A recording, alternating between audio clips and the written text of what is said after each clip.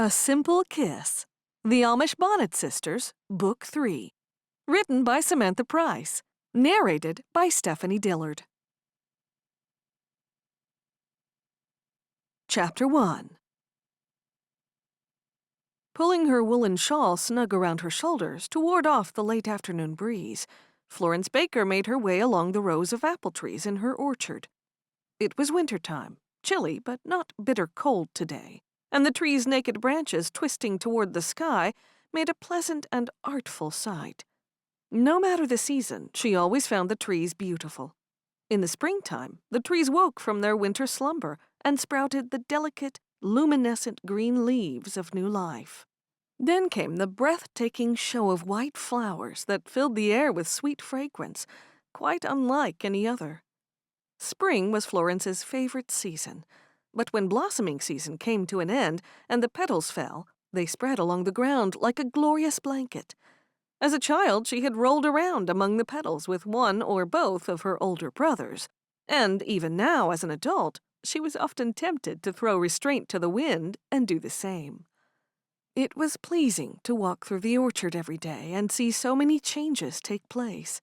Just witnessing so much beauty and grace filled Florence's heart to overflowing. Her daily walk was her escape from the struggles of life with 6 younger half-sisters and a stepmother who was weak, often in body and, more often, in mind. Mom had never been the same since Dot's death 2+ years earlier. Neither had Florence, but someone had to run the household and the orchard. It had all fallen to her when her 2 brothers left shortly after the funeral. Even though the orchard was hard work, Florence couldn't imagine life without her trees. The orchard was her one connection to Dot and the times the 2 of them had walked here, just as she did today, talking together about the trees and anything else that came to mind. Today, Florence was finding it hard to let go of her troubles and soak in the beauty of the trees. Every time she thought about Ezekiel Troyer coming to dinner tomorrow night, her stomach churned. Tomorrow evening was set to be memorable. She just knew it. Her stepmother and Aunt Ada had arranged Ezekiel's visit without her knowledge. They'd called it a surprise, but Florence considered the whole plot more of a shock, especially when she found out Ezekiel was a pig farmer. That conjured up all kinds of images. There was no use protesting because, she soon learned, he'd already made plans to visit her community for a week. Who knew what Mom's best friend Ada would have told him about her? Would Ezekiel interest her more than her mysterious neighbor did? She hadn't seen Carter Braithwaite since he'd left her a gift of a grafted apple tree on her doorstep on Christmas morning. The note had said, "From a secret admirer," but it had to have been from him. No one else knew she harbored the intention of looking for heritage varieties one day. She'd mentioned that very variety, and her intention of looking for it one day, only to him. Since she'd received the gift, it had played through her mind whether she should thank him or not. But if he wanted to be thanked, surely he would have used his own name, wouldn't he? And if she did thank him, that would be clear and certain acknowledgement that he'd called himself an admirer, and was therefore fond of her. She looked over at the setting sun, now a misty, hazy ball, glowing through the band of thin clouds at the horizon. It would be perfect and romantic, if only he wasn't an Englisher, and also if he wasn't slightly annoying at times. Still, everything she repeatedly told herself about him being off limits didn't stop her legs from taking her close to his property on each and every late afternoon stroll. For the whole week, she'd stopped short of the fence line and lurked among the trees, hoping to catch a glimpse of him to see what he was doing. His car was parked outside his cottage, but she'd not seen him. In the past, he'd come out of his house when he saw her nearby. Maybe if she stepped away from the trees. Why put myself in temptation's way? It will never be. She grunted, wondering why she felt such a pull toward him, if nothing would come of anything. She smiled to herself when she heard Joy's voice in her head, saying it must be Gott testing her. Joy, her 3rd oldest half-sister, thought she had the answer to everything. Joy's comments on most things said that they were either God's blessing or God's testing. Florence stopped at a tree that she'd stopped at many a time before. It was far enough away that she wouldn't be seen from Carter's place. Florence had often been judgmental of those who'd left the community for love, considering they had some weakness or were lacking in faith. Now she could see how hard it must have been for them. Perhaps Gott was prompting her to soften her heart and not be so judgy. She'd never leave the Amish or her family, so thinking too much about Carter Braithwaite was a complete waste of time and energy. There was no chance of him joining her community. She knew that was so by a few of the off-the-cuff comments that he'd made. Besides that, she wouldn't feel safe or secure with a man who joined the Amish community for love. When she saw a car drive slowly up the driveway toward his cottage, she lowered herself even further. He never gets visitors. He'd said he had no family, and had even referred to the cows he'd inherited from the previous owner as his friends. He'd been alone over Christmas, so who would be visiting him now? Every conversation she'd ever had with Carter zipped through her mind before the car came to a halt. She decided it was someone coming to give him a quote for renovations. He'd upgraded the kitchen and bathroom, and he'd been talking about redoing the rest of the place. Carter opened the door and stepped onto the porch, and Florence's heart rate accelerated. Her heart pumped so hard she could feel it pulsating inside her head. Breathlessly, she looked on as Carter hurried to the car while pulling down the sleeves of his black pullover sweater. When he opened the driver's door, a dark-haired woman got out, and they exchanged a quick embrace. The woman's slim frame was hugged by a pencil-thin skirt that ended just above her knees, and that was complemented by a fitted jacket of the same fabric. Her hair, bluntly cut, stopped precisely at her shoulders, and even from her hiding spot, Florence could see the generously applied makeup defining the woman's eyes. The two spoke a few words before they walked toward the house. It was then that Florence saw the high heels and tinted sheer stockings. Carter had to be attracted to a woman like that. For the first time in her life, Florence felt an emotion she'd never experienced: jealousy. This woman was no stranger. The embrace had said that much. They had to know each other. Even though there had been no passionate kiss, and no other affection had been shown apart from that embrace, the appearance of the stranger bothered Florence immensely. Why is she there? She kept watching until the woman walked inside ahead of Carter. He turned toward the orchard, and Florence ducked back, even further out of sight. After a moment, she looked up to see both of them gone, and the front door closing. In her heart, the closing of the door was symbolic. He was on one side, and she on the other. A wide, deep chasm existed between them, and the possibility of anything happening between herself and Carter was, well, impossible. It felt so bad. Florence huffed and lowered herself to the ground. She pressed her back into the tree trunk. She desperately did not want Carter to like that woman. Even though she, being an Amish woman, couldn't marry him, she didn't want anyone else to have him. As she nervously looped the hem of her apron back and forth between her fingers, she tried to talk herself out of liking him. He was a good-looking man, but it was hard not to be attracted to his personality, too. He was funny and kind enough to have driven her around locally, looking for her runaway sister.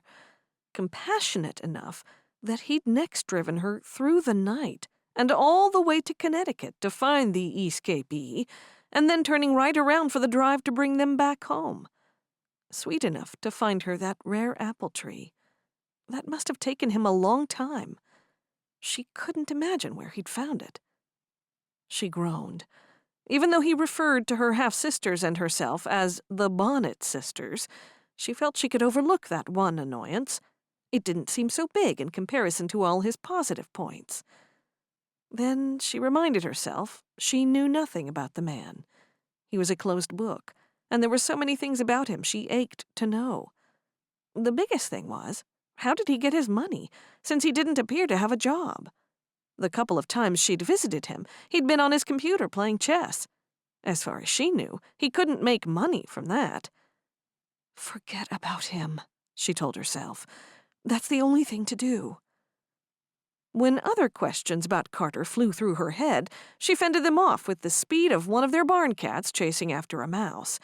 There was no point wasting her thinking time on Carter. He'd shown some interest in her as a person, but he'd asked no questions about her faith. If he was seriously interested in a close relationship, then surely he'd want to know about her beliefs. She pushed herself to her feet, turned, and rather than finish her walk, she headed home, dragging her feet. It was possible Ezekiel Troyer could be her dream come true, and cause her to stop thinking about Carter. When she was nearly at the house, she saw her stepmother walking toward her, wiping her eyes. Florence wasn't used to seeing her stepmother teary-eyed. She normally floated over the top of life's problems. Florence bunched up the sides of her long dress in her hands and rushed toward her. "Mom, what's wrong?" "It's just that I'm upset over everything that's happened, and I didn't want the girls to see me like this."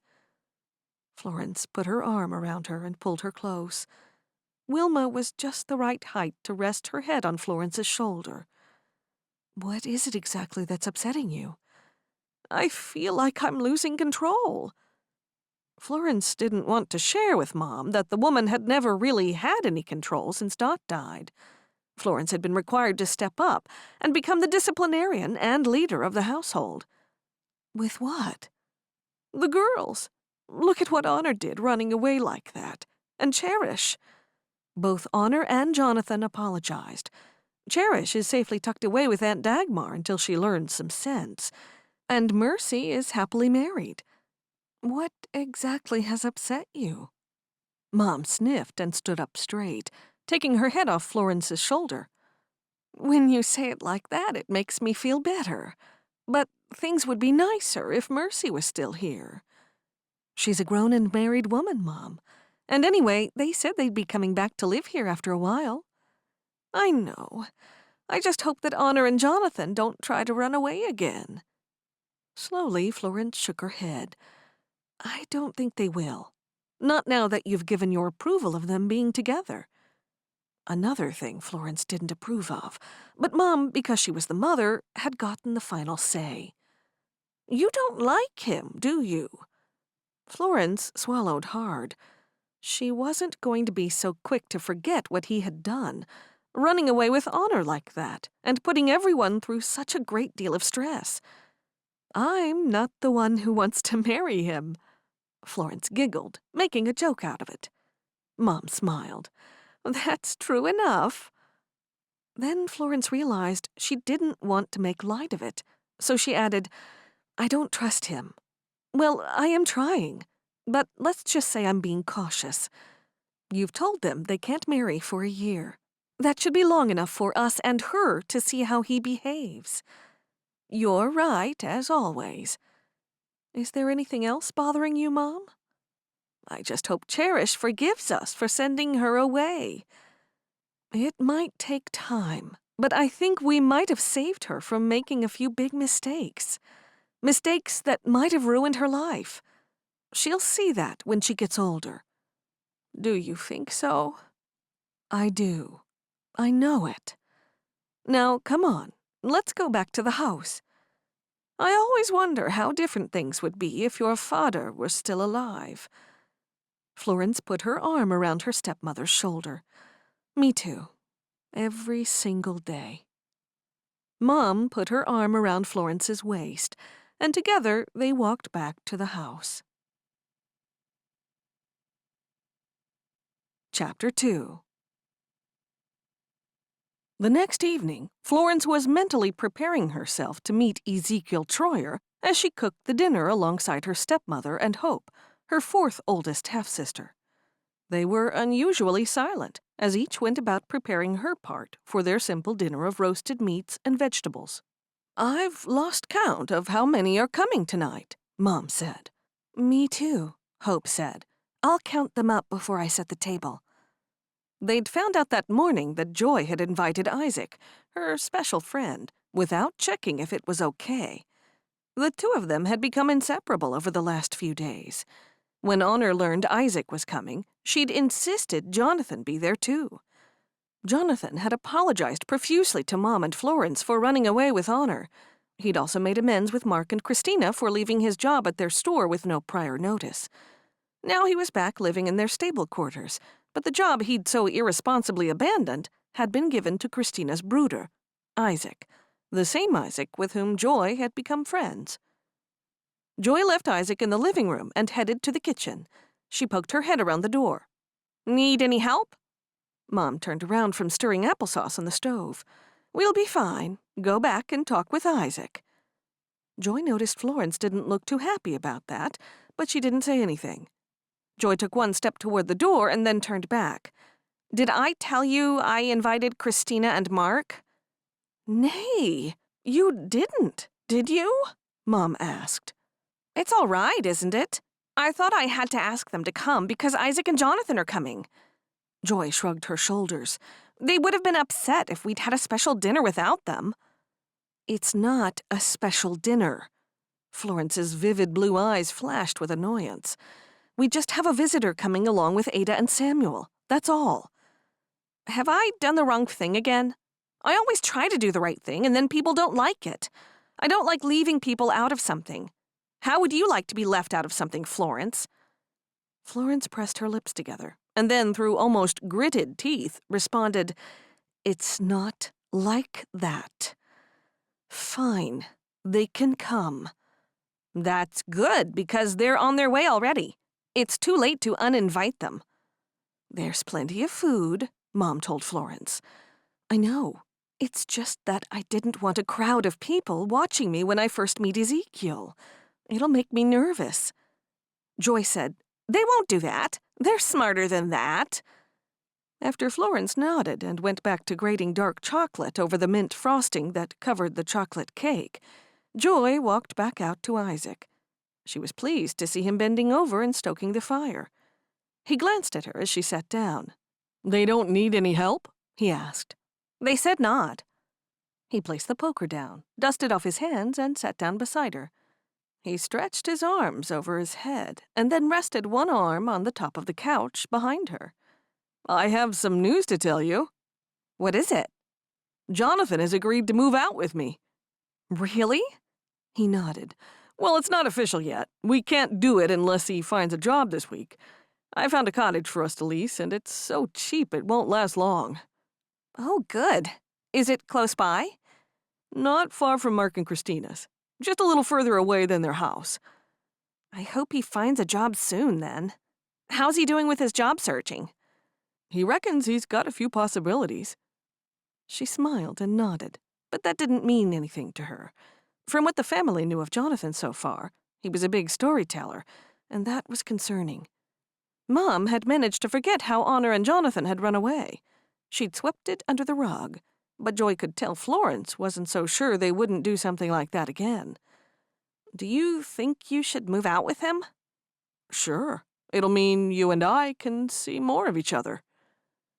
Joy knew she had to choose her words carefully. "I know, and that's good. But do you think Jonathan is the kind of person who should become a close friend of yours?" "He already is. We get along great, and he's a fun person to be around. We laugh all the time." She looked down at the subtle swirling patterns on the dark rug beneath the couch and coffee table, wondering if she should consider it an issue that Isaac thought Jonathan was suitable as a friend. She'd be happier if he found a friend who was more serious and godly. "What's wrong?" he asked. She looked at him and saw genuine concern in his face. She had to be open and honest with him, and not sugarcoat things the way most of her family members did. "It's just that I can't stop thinking about how he ran away with Honor. He's done some things that are not so good. And you know what the Bible says about surrounding yourself with the righteous, don't you?" The corner of his lips twitched as though he'd tasted something foul. "I thought everybody had forgiven him and moved past that." "I know, but that's not what I'm talking about." He breathed out heavily. "You're always saying what the Bible says. And doesn't God tell us to forgive? Even if we have to forgive someone over and over?" She was pleased to hear him referring to the Bible. That's true, but it also tells us that we need to choose our friends wisely.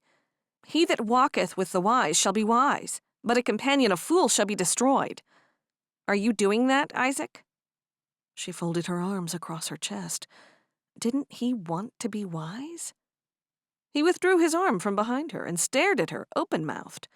Then he slowly rubbed his jaw. It was then she remembered someone had told her that men didn't like being told what to do. Have I offended you? You haven't, quite. But it sounds like you don't trust my judgment. Jonathan is fine, and besides, it took two to run away. Why is it that the man always gets the blame? Your Schwester also ran away. Are you going to disown her? Cast her out of your house? In this instance, it's because the man is so much older and should have known better. She's barely 17, not even legally of age, don't forget. And he's older than 20. Slowly, he nodded. I guess that's true, but he told me he apologized, and your mother accepted his apology. She nodded. He was never going to agree. In a way, they were both right. She could see his point, just a little. Let's talk about something else. How has it been back living with your Schwester and brother-in-law? When he chuckled, all the tension between them dissolved. After living in the stable quarters for a few days, I kind of got used to being by myself, and I'd like to do that again. It was hard to move back into the house, but I figured that Christina would have been more comfortable with me moving back, rather than— Why couldn't Jonathan have moved in with his Aunt Ada and Uncle Samuel? They've got a big place. I guess he feels more comfortable around Mark. They do get along well together. That made Jonathan letting Mark down even worse in her estimation. Jonathan had suddenly left his job at the saddler store, leaving Mark there by himself. But Joy considered it wise to leave that subject alone. Why can't you get a place by yourself? Why do you need to move out with anyone at all? I need someone to share the expenses. It'll be different living with a friend. He was ready to move out when he had a job, and now everything's reversed. I've got a job and he hasn't. Joy giggled. Yeah, you got his job. That's right, and I'm keeping it. He laughed. I feel more than ready to live on my own now. When I say live on my own, I mean with someone my age, but away from my Schwester. I can't wait to get out. If it's more money you need, just ask Mark for a raise. Isaac moved uncomfortably in his seat. It doesn't work like that. He's only got a small business, remember, and I'm blessed to have a job there. There are plenty of people who'd love to have that job and would probably even work for less than he's giving me. He shook his head. It's totally out of the question. Surely there's someone else you could move out with. Maybe someone who already has a job. I don't know anyone else. He was quiet for a moment, and she could see something was bothering him. Joy, why don't you trust my judgment? Jonathan is a perfectly fine and decent man. He made a couple of mistakes, but haven't we all? Your mom allowed your older sister to marry his brooder, Stephen. So doesn't that say something about the family he came from? It says something about Stephen, but it doesn't necessarily say anything about Jonathan. The two of them are way different. Anyway, I'm sure Florence feels the same as I do, even if Mom doesn't. They stared at one another for a moment, and then Isaac said, Who's this special guest who's coming to dinner? You haven't told me. Joy knew he was trying to change the subject, and she didn't mind. They'd never agree about Jonathan. She'd forgiven Jonathan already, since he'd apologized formally to Mom and Florence. But that didn't mean she wanted the man she saw as a potential husband to be best friends with him. It was a recipe for disaster. Just someone Ada and Samuel know. He's staying with them for a week or so. When they heard the buggy, Joy was pleased for the interruption and jumped to her feet, hurried over, and looked out the window. It's Honor and Favor home from the markets. I hope they had a good day. But not too good, because I'll have to better it tomorrow. She giggled and spun around to face him, while her long dress swished about her knees. Do you have competitions between yourselves? She sat back down next to him. Not really, but I always like to have a good day of sales when I'm serving on the stall. I can understand that. I feel like that when Mark leaves the store for half a day. I try hard to make good sales. Otherwise, he'd maybe think I wasn't trying. He looked over toward the window. Should I help them unhitch that buggy? Nay, stay here and talk to me. He chuckled. Okay. Chapter 3. Once they were all sitting in the living room, Joy returned to the kitchen to see how close dinner was. "Is everyone here already?" asked Florence, looking a little anxious. "Nay," said Joy. "I was just wondering. We're still waiting on about half of the people. Ada and Samuel, Ezekiel, Mark and Christina, and Jonathan too." Joy noticed how worried Florence looked. Fine lines appeared on her forehead, and then she noticed Florence's soiled apron. It wouldn't make a good first impression for Ezekiel to see Florence like that. "Do you want me to take over while you get ready, Florence?" Holding a wooden spoon in one hand, Florence looked down at her clothes. "I was going to change my apron, naturally." She looked back up at Joy. "Is this dress okay?" "I think you should wear one of your better dresses, don't you? This is just an everyday dress. It's a dress you'd wear to pin out the washing." "Yeah, you're right. I'll get changed now before the rest of them arrive." "Yeah, that's best." Florence turned to Mom and handed her the wooden spoon. "I won't be long. I was just about to make the gravy." "Take your time. I'll do the gravy in a minute." "And I'll help Mom with that," Hope said, stepping forward. "Danke." Florence felt good that all the girls were coming together to help. That was what family did when it was needed, but sometimes her sisters needed prompting. Florence briefly greeted Isaac in the living room as she hurried past to walk up the stairs. She hoped the night wouldn't be too dreadful. Now she was grateful for all the extra people who'd been invited. With more people, there was less chance of awkward pauses in the conversation at the table. She pushed open her door and then with both hands flung open the double wooden doors of her closet. Her sudden burst of strength popped a nail and dislodged the top hinge, and now the right-hand door was hanging down. Florence sighed. Another job to add to her list of things for tomorrow. With no man in the household, it was Florence's job to do all the fiddly maintenance work, and the list for those tasks had become never-ending. She'd become well acquainted with her father's old tools and had taught herself to use them. She turned her attention back to her clothes and reached for the green dress. "Nay," she said aloud. That was her best, and she didn't want to look like she was trying too hard. If it turned out she liked him, she could wear her best dress at the Sunday meeting. After she pulled off the pinning out the washing dress, she took hold of the grape-colored dress, her second best, and decided on that one. She'd been told the color made her eyes light up. As she stepped into her dress, she was filled with dread over the night ahead. There wasn't much chance of this man being everything for which she'd hoped. For one thing, he lived in the wrong location, and she doubted he'd willingly leave his farm to move closer. Leaving her orchard wasn't an option either. She'd rather stay single forever than do that. Amongst her apples, she was at peace, contented. Surrounded by her trees, she felt close to her parents and the life she'd briefly shared when they'd both been alive. Once she'd dressed, fixed her hair, and placed on her cap, she sat down on her bed and closed her eyes. "Dear God, I'm ready for you to find me someone who suits me." That was her prayer, and although it was brief, it said everything on her heart. Then she lay down on her bed thinking, as her head sank into her pillow. The thinking soon turned into worrying, as it so often did. What if the man who suited her wasn't the one she wanted? God might think she needed trying and testing over things, and the last thing she wanted was to face complications. She'd seen her best friend Liza struggle trying to make her marriage a happy one. Now God had blessed her marriage with happiness, but Liza had been sad for years. Florence would rather be tested in other ways. Being close to Liza and seeing what she'd been through was the main reason she'd cautioned her sisters into taking their time to make sure the men they married were just right for them. It wasn't until Mercy got married that Florence thought about marriage as a reality for herself. Time had passed her by so quickly. The couple of men she'd liked in her younger days had not looked twice at her, neither one of them, and now they were married. After that, Florence had put love and marriage out of her mind. Florence got up and moved to the window and stared out. In the distant semi-darkness, the lights of a buggy came into view. She watched as it came closer, and then she moved back, so no one in the buggy would see her. The first person out of the buggy was a man.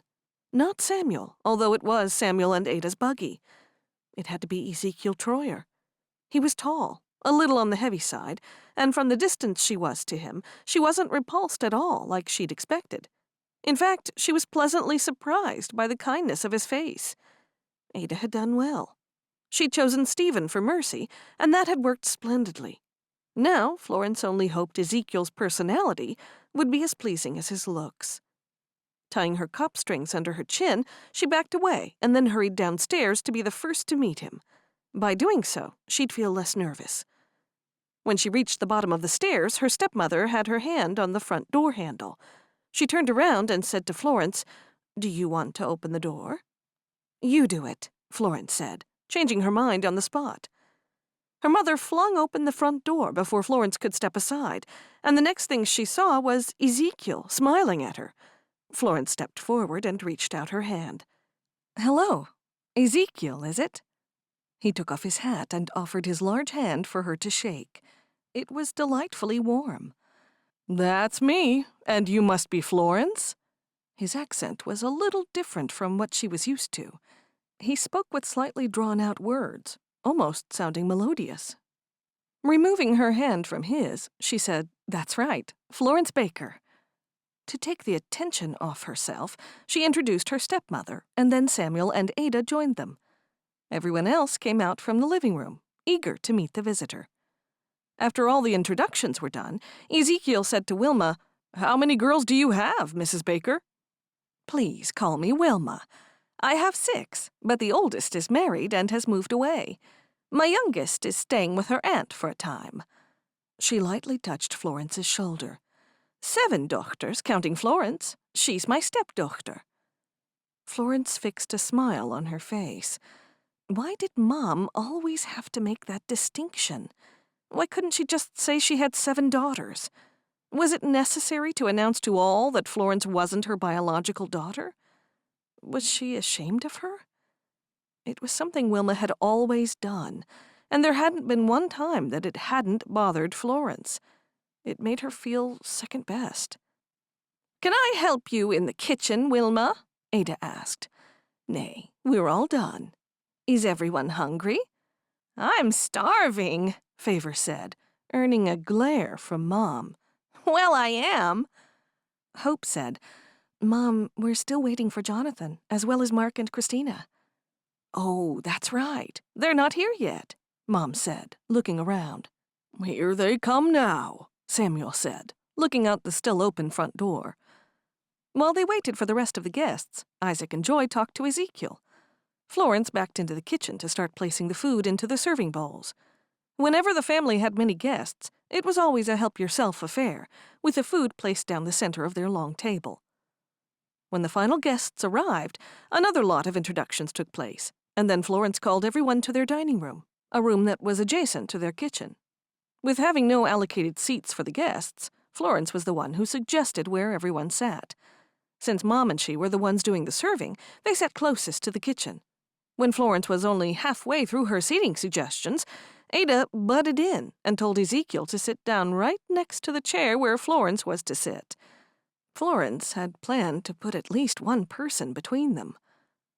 Once everyone was seated and their silent prayers of thanks for the food had been given, the bowls of food were passed around while everyone helped themselves. Immediately, Florence noticed that Honor and Jonathan were talking exclusively to each other.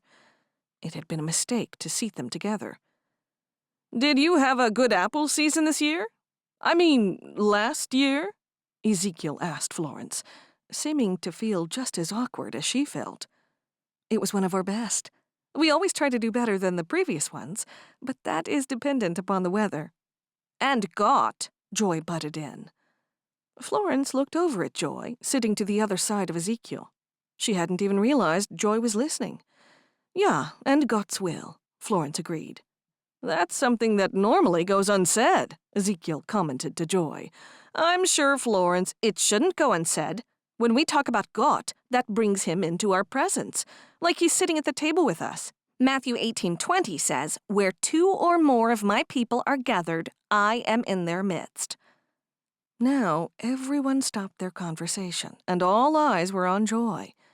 She lowered her head slightly. That's what I think, anyway. Ezekiel said, "It's good to talk about our Lord and Savior." Florence smiled, pleased he was supporting Joy.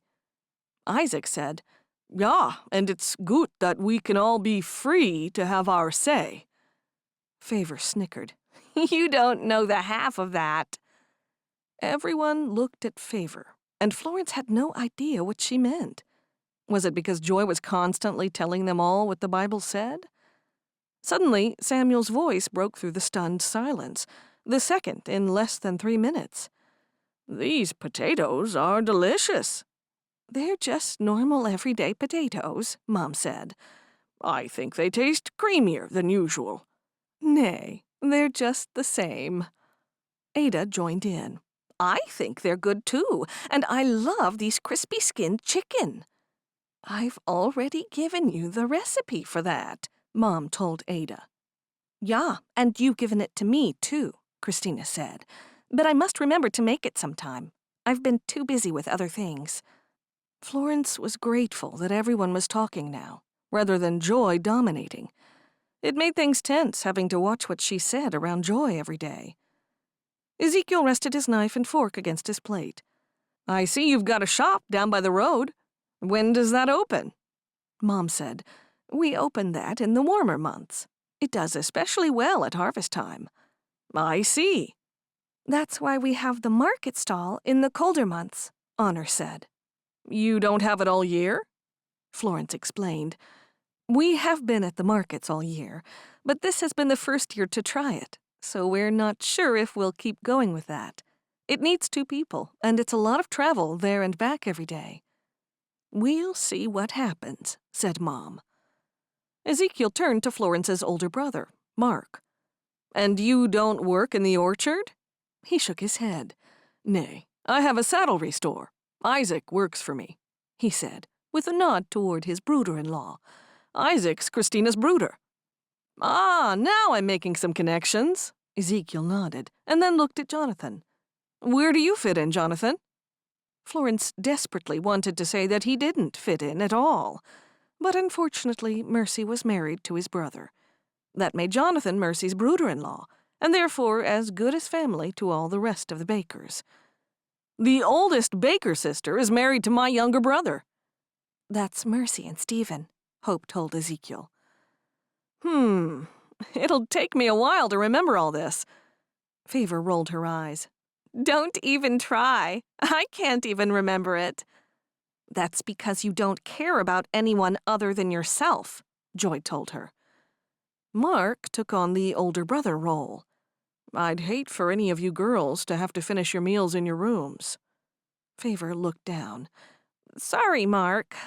"Yeah, sorry," Joy mumbled. "I'm sure Joy didn't mean anything bad," Isaac said. A few chuckles were heard around the table, and no one made any further comment. While they were waiting at the table for dessert, Joy leaned over and whispered to Isaac, "Thanks for helping me out before. No one understands me." Isaac gave her a big smile. "Well, I do." She looked at his flushed, rosy cheeks and was glad. "Yeah, you do, but no one else does." "Will you be at the markets tomorrow?" "Yeah, I'll be there again tomorrow." "If I get a chance, I'll come see you." "That would be wunderbar. I'd like that." "I might get a half-hour for lunch, but not if we're too busy." "Okay, I'll keep an eye out for you." Joy listened to Ezekiel and Florence over dinner. He was a plain man, pleasant-mannered, and he looked like a good, strong man. And that was perfect, seeing as he was a farmer. From Florence's guarded expressions, Joy couldn't figure out what her half-sister thought about him. It wasn't ideal that he lived 2 hours away, but if they loved each other, things like that could be worked out. Chapter 4. When dinner was over, everyone sat down in the living room while Joy and Honor made the after-dinner coffee. Honor wrung her hands. I hope Florence isn't going to be mean to Jonathan. Of course she won't. I know she doesn't like him, and he knows it too. She's still mad at us. She's trying to impress Ezekiel, so she wouldn't be mean to someone while she's trying to impress him. Honor left off filling the kettle and peered around the doorway into the living room. Then she faced Joy. Do you think Florence likes Ezekiel? I do. He's perfect for her. I don't know if she'll ever marry anyone. I can't imagine her with him or anyone else. I think she'll take it slow. Honor giggled. Years even, from how she keeps telling us to slow things down. I think you're right. Honor walked over to the sink and finished filling the kettle. Sometimes I regret coming back here. She lit the stove and placed the kettle on the flame. Nay, you did the right thing. You would have had a dreadful life if you didn't come back. Jonathan mightn't have been able to find work, and then you two would have been living as Englishers, and might never have come back to the community, ever. I got the sweet taste of freedom when I was away. There are too many people looking over my shoulder. Honor grabbed the coffee container. It's strangling me. It's called family, and people only keep an eye on you because they care about you. What's annoying about you, Joy, is that you have an answer for everything. And that annoys you? Yeah, it does. Honor shook the coffee into the plunger. Next time you ask me something, I'll say I don't know. Good. Joy got the mugs ready to place on the tray. Have we got any of that chocolate cake left? Yeah, nay, that one's gone. Florence made a fresh chocolate cake with mint frosting for tonight, and Favor made cupcakes this morning, and candies too. They prepared trays with plates of either cake or cupcake, and forks and napkins. They added a dish of the candies to each tray so everyone could help themselves. The two girls took a tray each of the coffee fixings out to the living room, and then Honor kneeled to pour, while Joy passed a cup of coffee to each person. They went back into the kitchen after that and brought out the cakes and the candies. Florence and Ezekiel were seated next to one another again, and when all of the others were talking in groups, Ezekiel smiled at her and said, Would you have some spare time to spend with me tomorrow? Of course. What would you like to do? He wrapped his fingers further around the white coffee mug, resting it on his knee, holding it only by his fingertips. What kind of things are there to do around here? That's a hard one to answer because most of the time I'm here at home. She rarely went anywhere, unless it was to go somewhere with Liza. When you go out, where do you go? Mainly I visit people, go to the meetings, or go to the markets. His face lit up. Perfect, the markets. I wouldn't mind having a look around the markets. He took a mouthful of coffee. Really? He nodded. Yes. Jonathan called from across the room. What caused you to visit us, Ezekiel? Everyone was silent and looked over at Ezekiel. Florence was embarrassed and wondered what he'd say. It was Ada's fault, he joked. She said I should visit them for a weekend, and I've never been here, so I decided it was a good idea. Who's looking after your pigs? Florence frowned at Jonathan. She could tell he was mocking Ezekiel. My two younger brothers. And what do you hope to do while you're here? Florence wanted to say something to silence the trouble-making Jonathan, but she couldn't think what. She saw one candy left on a plate, and she was half inclined to toss it at him. Make new friends, and I had hoped to meet Florence, and now I have.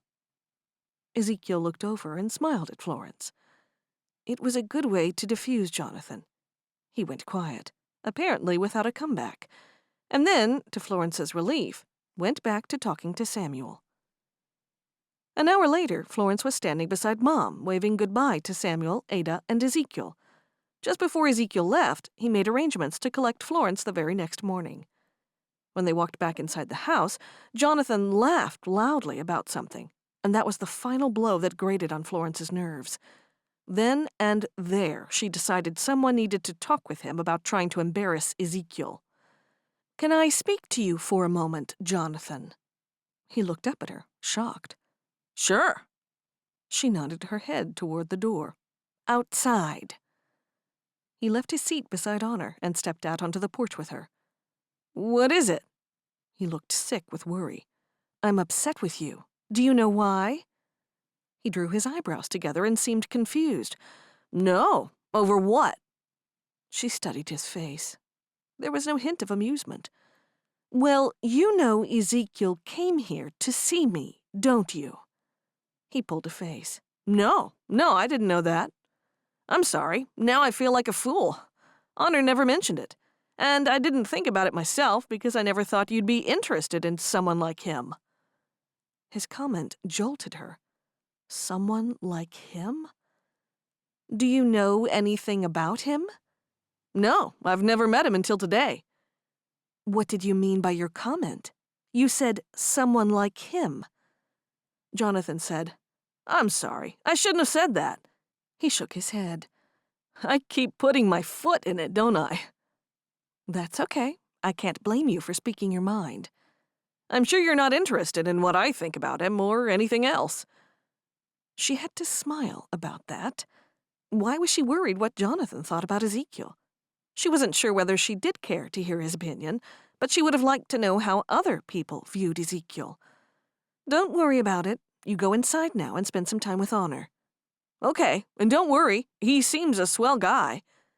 "Dinka, Jonathan, and I'm sorry to blame you for what you said to Ezekiel earlier. I thought you were trying to embarrass him, or me, or maybe both." "I hope you know now that I wasn't. It seems Honor doesn't tell me everything." "It's okay. I believe you." "I'd better get back inside before Honor gets jealous." He gave her a cheeky wink before he slipped through the doorway. Florence stared into the night sky for a moment. Had Jonathan just used his charms and talked his way out of trouble? She sighed in dismay at her iffy people-reading skills. Not yet ready to return to the noisy house, she lingered in the crisp night air. Looking into the still night, she leaned against the porch railing, thinking some more about Ezekiel. He was nice. She blew out a deep breath. It was far too soon to know if there was a future with him. They'd have to spend more time together to allow their relationship to bloom. And, like a carefully tended plant, perhaps love would grow between them. It was times like these Florence missed the guidance of her mother. It wasn't something she could bring herself to discuss with Wilma. Chapter 5. It was 9 o'clock Friday morning, the time that Ezekiel had arranged to collect Florence. She already felt like she'd done a day's worth of chores. Besides making breakfast for everyone and organizing the cooking for the day, she'd hammered the nail back into her closet door, put the sliding door of the utility room back onto its track, and found some leftover paint in the shed to repaint the back door of the house. The painting itself was a project for another day. Having done enough work so she wouldn't feel guilty for the free time she was taking today, she sat nervously next to Mom in the living room, hoping the day would go well. She was so anxious that she found it hard to sit still. Honor and Joy had gone to the markets, while Hope and Favor were in the kitchen starting the first lot of cooking, a batch of applesauce, before Hope headed to the store at the front of the family home at 9:30. After that, Favor and Mom would cook the remainder of the items on Florence's list.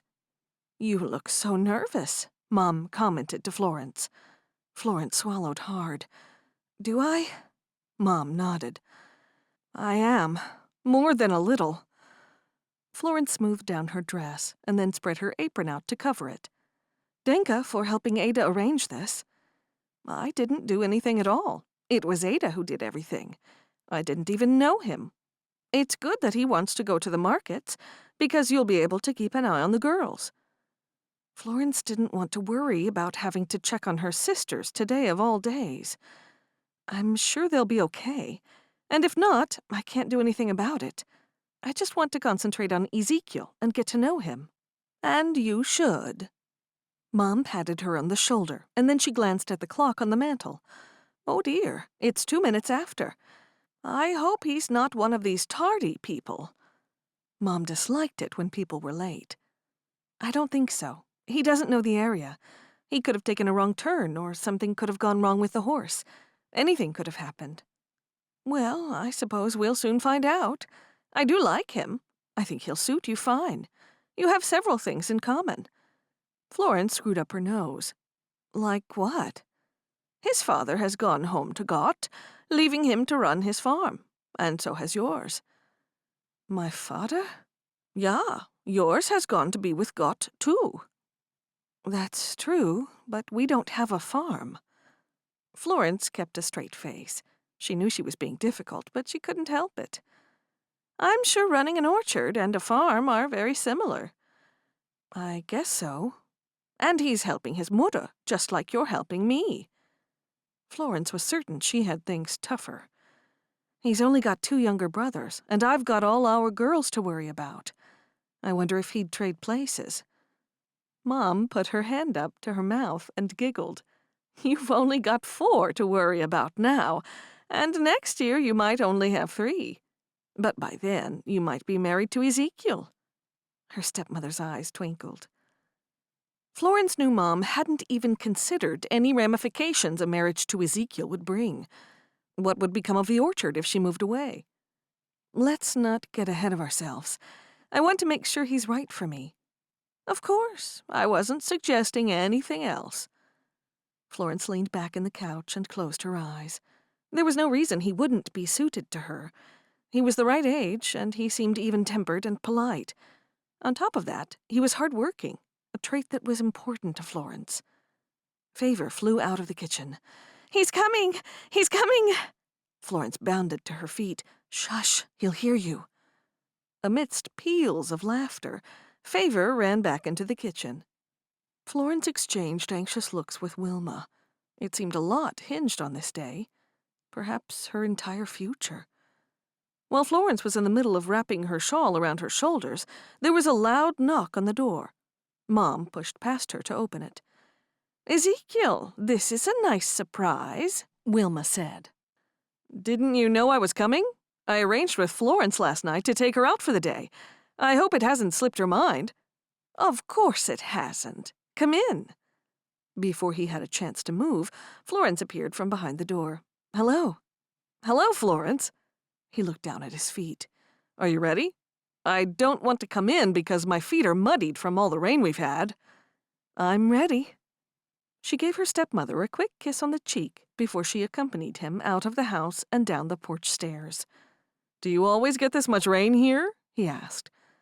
"No, not really." She stepped carefully, avoiding the puddles. "We do need the rain, though." Once they were in the buggy and traveling down the driveway, she hoped the conversation would flow easily. "I guess your brothers will be missing your help on the farm by now." "They'll be fine, as long as they work a bit harder. I'd like to get my mother a gift from the markets today. Do you think they'll have anything suitable there?" "They should. They sell all kinds of things there, not just fruit and vegetables. I'll enjoy this. I haven't been shopping for some time. Looking at all the pretty things will be nice. What did you have in mind?" She looked over at Carter's house as they rode past. There was no one about. Ezekiel looked over at her. "I thought you might be able to give me some ideas." She laughed. "Me?" He nodded. "You're a woman, so you know what women like." "I guess so, but that's a big responsibility. Tell me a bit about your mother." "You remind me of her." Florence stared at the road ahead. That wasn't what she wanted to hear. Did she look like an old person to him? His mother had to be at least 50, and she was only in her mid-20s. She had to ask, "In what way do I remind you of her?" "The way you're always making sure that others are okay." Immediately, she was relieved. He didn't think she looked much older than her years, like Mercy's husband had thought when he first met her. Stephen had presumed she was Mercy's mother at first, rather than her half-sister. You could tell that just from last night? "I'm a pretty good judge of people, and I know what it's like to be the eldest. We are both the oldest in our families." "I'm not the eldest. I have 2 older brothers. You met Mark last night, and then there's Earl. He's moved away to Ohio." "But you're the oldest living at home, aren't you?" "That's true." "Well, I hope I'll be able to steer you in the right direction to find a suitable gift." "I'm sure you will." "It'll be a lot of pressure." She giggled. "When I said you reminded me of my mother, I didn't mean you're as old as she is or anything." He chuckled. I meant she's the nicest person I know. Oh, I'm glad to hear it. I was a little worried. She smiled at him. I wasn't talking about looks. For starters, she doesn't have your amazing blue eyes. She has the same boring brown eyes as I do. Brown eyes are lovely. They're not boring at all. I guess it's a matter of opinion. They serve me well to look out from. I'm pleased I don't have to look at them. I'd rather look at yours. She couldn't help smiling at the corny compliments. She was reminded of the first time she met Carter. He, too, had commented on her eyes. When Ezekiel kept smiling at her, she pushed Carter Braithwaite from her mind. Today was about getting to know Ezekiel Troyer, and not to think about someone who was verboten. It's been a while since I've been away from the farm, and I must say I'm enjoying it. He cast a sidelong look at her. She nodded and did her best to stay focused on Ezekiel and him alone. I can imagine how that would feel. When did you last take a vacation? Let's see now. The last time she'd been away from the farm was when Carter Braithwaite drove her overnight to bring Honor home when she'd run away with Jonathan. But that probably didn't count. It certainly hadn't been any fun. I can't remember. I think the last time was when Dot was still alive and we went visiting. And how long has it been? Over 2 years now. Vacations aren't that important to me. I'd rather stay home with my apple trees. He might as well find out early on that she was devoted to her orchard. That was how she'd been raised. She'd loved the orchard as much as her father had, which was just as well, because her 2 older brothers hadn't been the least bit interested in taking it on after Dot's funeral. That's exactly what I used to say as well, until I started taking little trips away. A couple of days here and a couple of days there. Now, a week here. Maybe one day I'll take a vacation. Perhaps you might come to my farm to visit me? She glanced at him again to see him smiling at her. Maybe. She had to change the subject. It was too soon to commit to visiting him. It's mostly food there. What's that? Confusion wiped the smile from his face. At the farmers' markets. Sorry, it's mostly food. I thought it was an arts and crafts market. Where I come from, the markets have food in one section, and the other section sells all kinds of wares. Nay, this one is mostly foods. Some flower vendors, too, but I can take you to one of those if you want. Yeah, please. Can we go there after the farmer's market? I'd like to see your stall. Okay, but don't expect too much. Many others have built-in shelves and countertops. We only have trestle tables because we don't know for how long we'll keep the stall. We already have the shop at the front of the house, so I'd like to take a look nonetheless. Sure. It's not very far from the other markets where you'll be able to find a gift. Okay, looks like we're having a market day. Florence smiled. It seems like it. Are you going to see how the market stall turns out? See if it's worthwhile? That's exactly right. We're comparing it to the roadside stand we had up until recently, until the cold weather arrived. There's no rent for that, of course, but it's too cold in the winter for the girls to stand out there without shelter or heat. That's true about the rent, but there'd also be less traffic to bring customers. That's it, exactly. Years ago, when we were younger, my father put our fruit and vegetables on a table on the roadside with an honesty box. Turns out, people weren't that honest. A lot of them. So when we got older, 2 of us were there all the time. We sold a lot more that way, and it stopped the losses, too. And just this winter, we decided to see how a market stall would do. Has it been worth it? It has so far, but it's a lot of extra work and the extra traveling time, so we have to weigh it up. She shook her head. With 2 of my sisters gone now, we're feeling the extra work. I understand. Our main method of sale for our pigs is through our local farmers market. Is that so? That's right. Mom runs it, along with a couple of girls she's hired from the community. Our pigs are grass-fed, and there's a lot of demand for that nowadays. That's good for you, then. He chuckled. Yes, it is. We do all right. It sounds like your mother works hard with running the household and the stall. That's also how you remind me of her. From what I heard over dinner last night, you're just as busy. And that's the way I like it. Same with my mother, and she does charity work as well.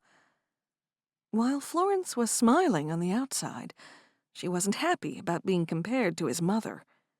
We do charity work as a family sometimes, too. When they walked through the market stalls, he showed great interest in the meat section, and even stopped to ask the operators questions.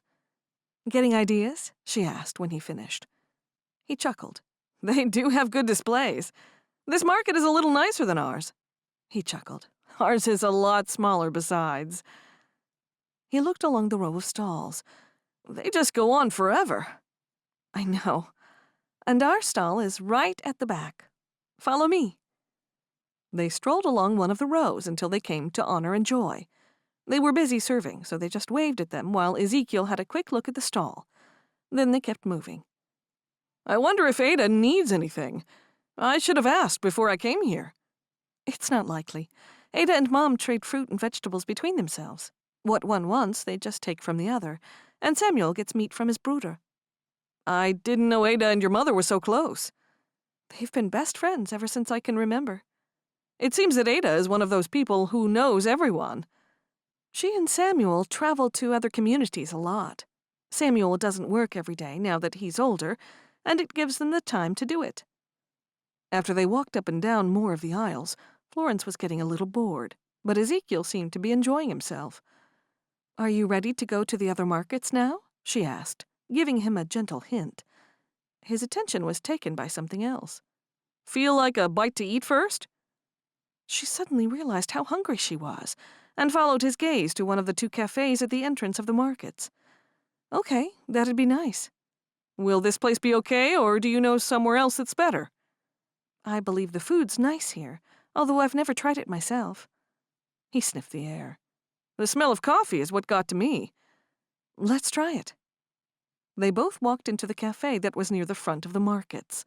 They sat down, and he passed her one of the two menus on the table. "Order anything you like. My treat." "Danke." She scanned down the menu. "I think I might have a toasted cheese and bacon sandwich." "Is that all?" "That's all I feel like.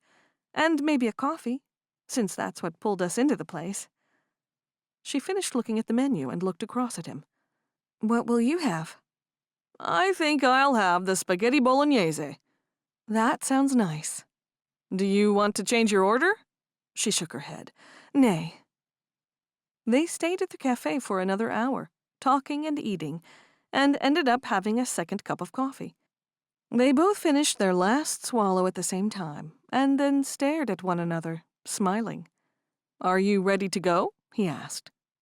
"I am, but I'm still nervous about picking out a gift for your mutter." He laughed. "Also Ada. I'll get something for her allowing me to stay at her place." As Florence rose to her feet, she said, "Ugh, even more pressure." Ezekiel laughed. "I'm sure you'll be okay. You'll do fine. And selecting something for Ada should be easier since you know her." "I'll try my best." Chapter 6.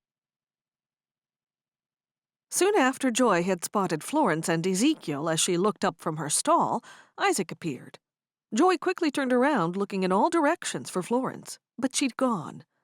Fortunately for Joy, the number of customers had lessened, so she left Honor by herself and went to speak with Isaac. He wore his usual grin. "I don't have long," he told her. "Neither do I, or Honor will complain." "I just saw Florence and Ezekiel. They didn't see me. They were sitting down eating and looked pretty cozy." "That's interesting. I saw them too about 5 or maybe 10 minutes ago. I don't know what they were doing here. Probably keeping an eye on us. Florence would have been, anyway." His face lit up with mischief. "She doesn't need to do that, does she?" Joy shrugged. "Nay, but it's just strange for them to be here." Isaac's eyes sparkled with humor. "They looked like they were getting along." "Did they?" "Yeah, they looked like an old married couple." Joy giggled and shoved his arm slightly. "I'll tell her you said that." He chuckled. "You'd better not. I don't want to end up on the wrong side of Florence like Jonathan is." "Yeah, I know what you mean. But she's just trying to protect Honor." "I know that's the reason, but still." "Let's not waste time talking about anyone else. I couldn't wait to see you today." His grin got wider. Me too. I was hoping and praying you would come to see me. How did you get the time off? It's my lunch break. It's a little late for that, isn't it? We were busy, so I waited to take my lunch when it got quieter. Now I have to hurry back. Joy pouted. Do you have to go already? You only just got here. I have to. I really should stay in the back room to eat. Normally I would, but I just had to come see you. He took her hand and squeezed it, and her heart melted. What time should I collect you tomorrow? I'll be doing chores until 12, so anytime after that. 1 minute after 12. He raised his eyebrows, and she giggled again. That's fine by me. Wait, she shook her head. I'm working here again tomorrow. But it's my day off, and we planned— I know. I'm sorry. Come for dinner tonight instead? Tonight? Yeah. He smiled broadly. I'll be there. Slowly, he placed her hand back down by her side, released it, and then turned and walked away. She stood and watched him leave. A few steps later, he turned around and gave her a wave. She waved in reply, and then hurried back to the stall. "You're in love," Honor said when Joy got back. I think I am. I can't imagine feeling more for anyone than I do for him. I feel so good when he's around. I feel as though I come alive. And when he's gone, I feel as though I'm not really living. Is that crazy? Yeah, it is. Now you know how I feel about Jonathan. Nay, it's nothing like it. The difference between you and me is that I wouldn't run away. I know that, because you're perfect. Honor rolled her eyes. Joy didn't want to start an argument, and she already regretted what she'd said. I didn't say I was perfect, but I do try to do the right thing as much as possible. Joy flipped her cup strings over her shoulders, as though she was shrugging off her earlier words. What if running away was your only option to stop you from losing Isaac forever? What would you do? Choose your family or Isaac? Joy scoffed. It was more like choose the community or go with your boyfriend. No, wait a minute. You did leave the community to go with your boyfriend. Stop it. Honor glared at her, and then her fingertips quickly covered a yawn. Ha! You're tired because you spent most of the night speaking with Jonathan. I heard you. It was like 1 o'clock in the morning when he left. Nay, was it that late? It was. I know it because I couldn't sleep with the two of you talking. You should have told him to go because of us both having to wake up at 4 to get here in time. I couldn't do that. I'd miss sleep any time to be with him for another moment. Joy shook her head. Just think of others, though. I can't help it if you're a light sleeper. You're lovesick, Joy said. So are you. Joy rolled her eyes, and just then some customers walked over to the stall, and they had to end their conversation. Florence rarely found the time to wander through stores looking at what was for sale. There were always more important things to attend to. Now she and Ezekiel were at the crafts market, and they were stopping to look at so many different things. Jewelry, leather handbags and shoes, and all manner of handcrafted toys and clothing and candles. The variety seemed endless. Ezekiel couldn't make up his mind, and after half an hour, Florence was tiring. Do you have any idea at all what you're after? Not really. I was kind of hoping you would know. I don't know what your mother would like, but I think Ada would like something practical. Something she could use, rather than something pretty to look at. Okay, well, that's a good start. They came across boot cleaning kits in wooden boxes. What about this? She took a step closer. You've got brown polish there and black polish, leather cream, brushes, everything you need. Who are you thinking of for that? I don't know. It is practical. That's what I was thinking, Ezekiel said. I'm not sure who does the boot cleaning, though. It might be Samuel rather than Ada. He put the kit back on the shelf with the others and looked at her. Who does it in your family? Mostly we do our own. He picked it back up. I like it, and if she likes practical things, she'll like this. Okay, that's one gift down. He paid for it, and it was handed to him in a large paper bag with string handles. "Where to now?" "We'll keep going up and down the aisles until something jumps out at you for your mutter." "Or something jumps out at you, since you're helping me." "You were the one who spotted that present for Ada." He chuckled. "I know, I quite surprised myself. What about this?" He reached out and took hold of a needlework cushion kit. "I like this." He held it up. It had the design already marked on the fabric and had needles and threads to go with it. "What do you think?" "I like it too. The red and the green in the flowers will be quite striking. Do you think it'll be too bright for your mutter?" "Nay, everything else in the house is gray. This will brighten the place up, and she loves this kind of thing." She took a closer look and saw it was cross-stitch. "Are you positive?" "Yes." She laughed at the concentration on his face. "Get it then." "Okay, I will." He paid for it, and soon after that he got presents for his 2 brothers and a bunch of flowers for Wilma. "How come Wilma got flowers?" "Because she's a lovely lady, and I'm thanking her for dinner last night." "You don't have to do that." "I like buying things for people. What about you? Anything look good to you? I'll get you whatever you want." "I don't need anything. In fact, I'll be quite upset if you get me anything. You bought me lunch, so there you go." "Okay, I don't want you to get upset with me, or you mightn't go out with me again." She giggled at his comment. It made her feel good. On the way out of the markets, he said, "Would you like to?" Florence looked up at him. "Would I like to what?" "Go out with me again?" "Oh, yeah, I would. I'd like that." She surprised herself that she genuinely meant it. She wanted to see him again. Chapter 7. When they got to Florence's house, he pulled up the buggy and looked over at her. "Thank you for coming out with me today, Florence. Would you be free to do something with me tomorrow?" "Sure." He rubbed his chin. "I gave my word I'd help Samuel with rebuilding a chimney at Simon Miller's house, but that might not take long." "Simon? His Frau Liza's my best friend. I'd love to come along. I didn't know there was anything wrong with their chimney." "It's stone, and it's crumbling away in pieces. How about I collect you around 9 and we can go together?" 9 in the morning sounds perfect. I'll call Liza from the phone in the barn and make sure she's going to be home."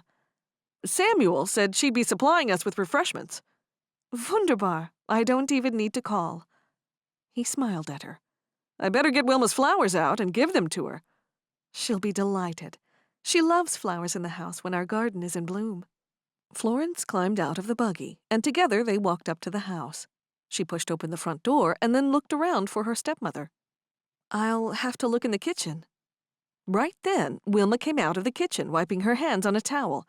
"Oh, I wasn't expecting you home quite so early." "Is it early? It feels like we've had a long day." She quickly added, "I mean, because we fitted so much in," not wanting him to think she'd been bored. "It's only 4 o'clock, Wilma said." He held the flowers out to her. "These are for you, Wilma." "For me?" "Yes." "Oh, that's very kind." She took the bunch from him and stared at the daisies mixed with pink and burgundy lilies and a scattering of deeper pink roses. "I can't remember the last time anyone brought me flowers." She took them from him. "Denke, I'll just put these in some water. Come into the kitchen and I'll make you both Kaffee." They followed her in and sat down, and then she turned to face them with the tea kettle in her hands. "You will be staying for dinner, won't you, Ezekiel?" "I can't tonight, I'm sorry. Ada has the bishop and his Frau coming for the evening meal. It's a good chance for me to meet him before the meeting on Sunday." "Ja, quite right." Wilma turned back and put the kettle on the stove. Then she sat down with them. "Tell me, what have you been doing today?" "I wanted to get a few things. Florence has been so kind as to show me around the markets." "Oh, that's good. Is that all you did?" Florence could tell Wilma liked Ezekiel by the way she was talking. "We also had lunch at one of the cafes, and I think that's all." Wilma's obvious approval made Florence more comfortable with him. Now she felt like she was one half of a couple. It was a nice feeling to have. Where is everyone? Florence noticed the absence of Favor and Hope. I've got them working upstairs, cleaning the windows. That's good. Does that mean everything on the list is finished? All the cooking that needed to be done has been done. And we can always do more after dinner if the girls come home and tell us they're short of something. Of course. Sounds like you've got a highly organized team here, Wilma. We have to be highly organized. Otherwise, nothing would get done, Wilma said. That's right, Florence agreed. The girls would just stand around talking to each other and laughing all the day long if we didn't have a plan and a routine to follow. It's good that they all get along so well. Florence and Mom exchanged smiles. Most of the time they do, Florence said. Once he had finished his coffee, Ezekiel was ready to leave. Florence walked him out to his buggy. As she stood watching him drive away, she realized if she'd written down a list of the qualities she needed in a man, he would have fulfilled every one of them. Chapter 8. Now that her big day with Ezekiel was over, Florence figured she had about 20 minutes of daylight left. She walked back into the house, took hold of her warm hand-knitted shawl, threw it around her shoulders, and then skipped down the porch steps. It had been a big day with Ezekiel, and she'd enjoyed it. But at the same time, being with one person all day had been a little overwhelming.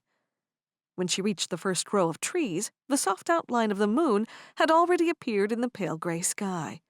As she walked between the rows of apple trees, many scenarios about her potential future with Ezekiel played out in her mind. Then her thoughts turned to her parents. What guidance would they have given if they'd been alive? Florence. Florence was jolted from her daydreams. It was Carter's voice. She was nearly at the border of her property and his. Hello, she called out to him as he leaned on the wooden fence post that held 5 strands of wire to keep his cattle on his side of the property line. How are you? Fine. She walked closer, knowing he wanted to talk. When she was a few feet away, he began. I was sitting in my kitchen, my new kitchen, and when I looked out the window, I saw you. She frowned when he stopped at that. You saw me where? In a buggy. But it wasn't your buggy. I know the 2 horses you use, and it wasn't either of those. A man was driving it, which also led me to the conclusion it wasn't your buggy. Ah, that would have been Ezekiel. He stood up straight, and now one hand rested lightly atop the post. She wished he wasn't so handsome. Even in old jeans and a pullover, he looked good. His hair had been cut short, which, she noted in her musings, particularly suited him. A friend of yours? Yes, a new friend. He's a farmer. What kind of farm does he have? She had been so hoping he wouldn't ask that question. A pig farm. He's hardly suited to be your friend, since you don't have any pigs. Does he have anything to do with apples? I don't think so, apart from liking to eat them. I met him recently. Yes, you said that already. He's from another community. It's not too far away. He slowly nodded while not taking his eyes from hers. Are you going to marry this man who spends his day with pigs? She tried not to laugh at the expression on his face. It was half disgust and half shock. It's a bit too soon to think about things like that. His eyebrows rose.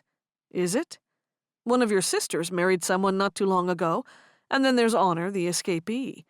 We both know she fled the scene when she wasn't allowed to marry the man she loves. Even though he was a jerk, I'm sure her feelings were real. Secretly, she was pleased he held the same opinion of Jonathan as her own. It wasn't that she wasn't allowed. She will be allowed when she's older. I'm not talking about them. I'm talking about you. He shook his head. Tell me you're not in love with a pig farmer. His lips were open just slightly, as though he was about to say something else. Was he jealous? It didn't matter.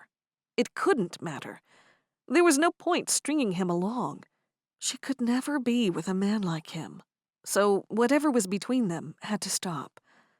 This seemed like a God-given opportunity to end their friendship, in case it developed into more. Who knows?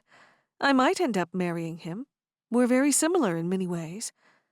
He tilted his head to one side. How so? He works with his family on his farm, just as I work with my family on the orchard. His farm is as important to him as my orchard is to me. And that's a basis for marriage? If that were the case, you'd be suited to every unmarried farmer in the whole countryside and beyond. Well, he's Amish, too.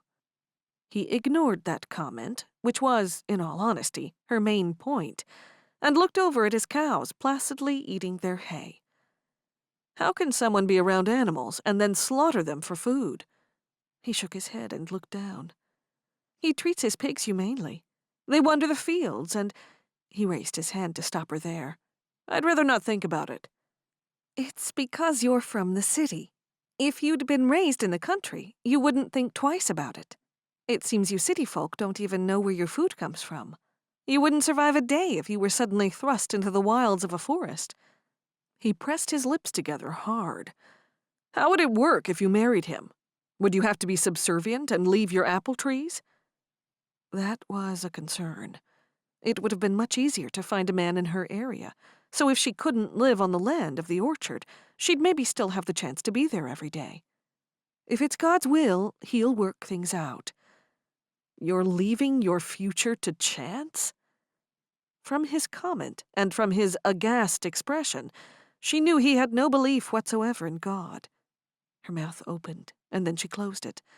She had words, but they were many and all jumbled up, and there was no point getting into a discussion with him. He was too opinionated, and, she guessed, narrow-minded. Then he waved a hand in the air, dismissing their previous conversation. All that aside, why have you been avoiding me? Chapter 9. I haven't been avoiding you. Her tongue made the denial before she had a chance to realize she wasn't being honest. I never see you anymore.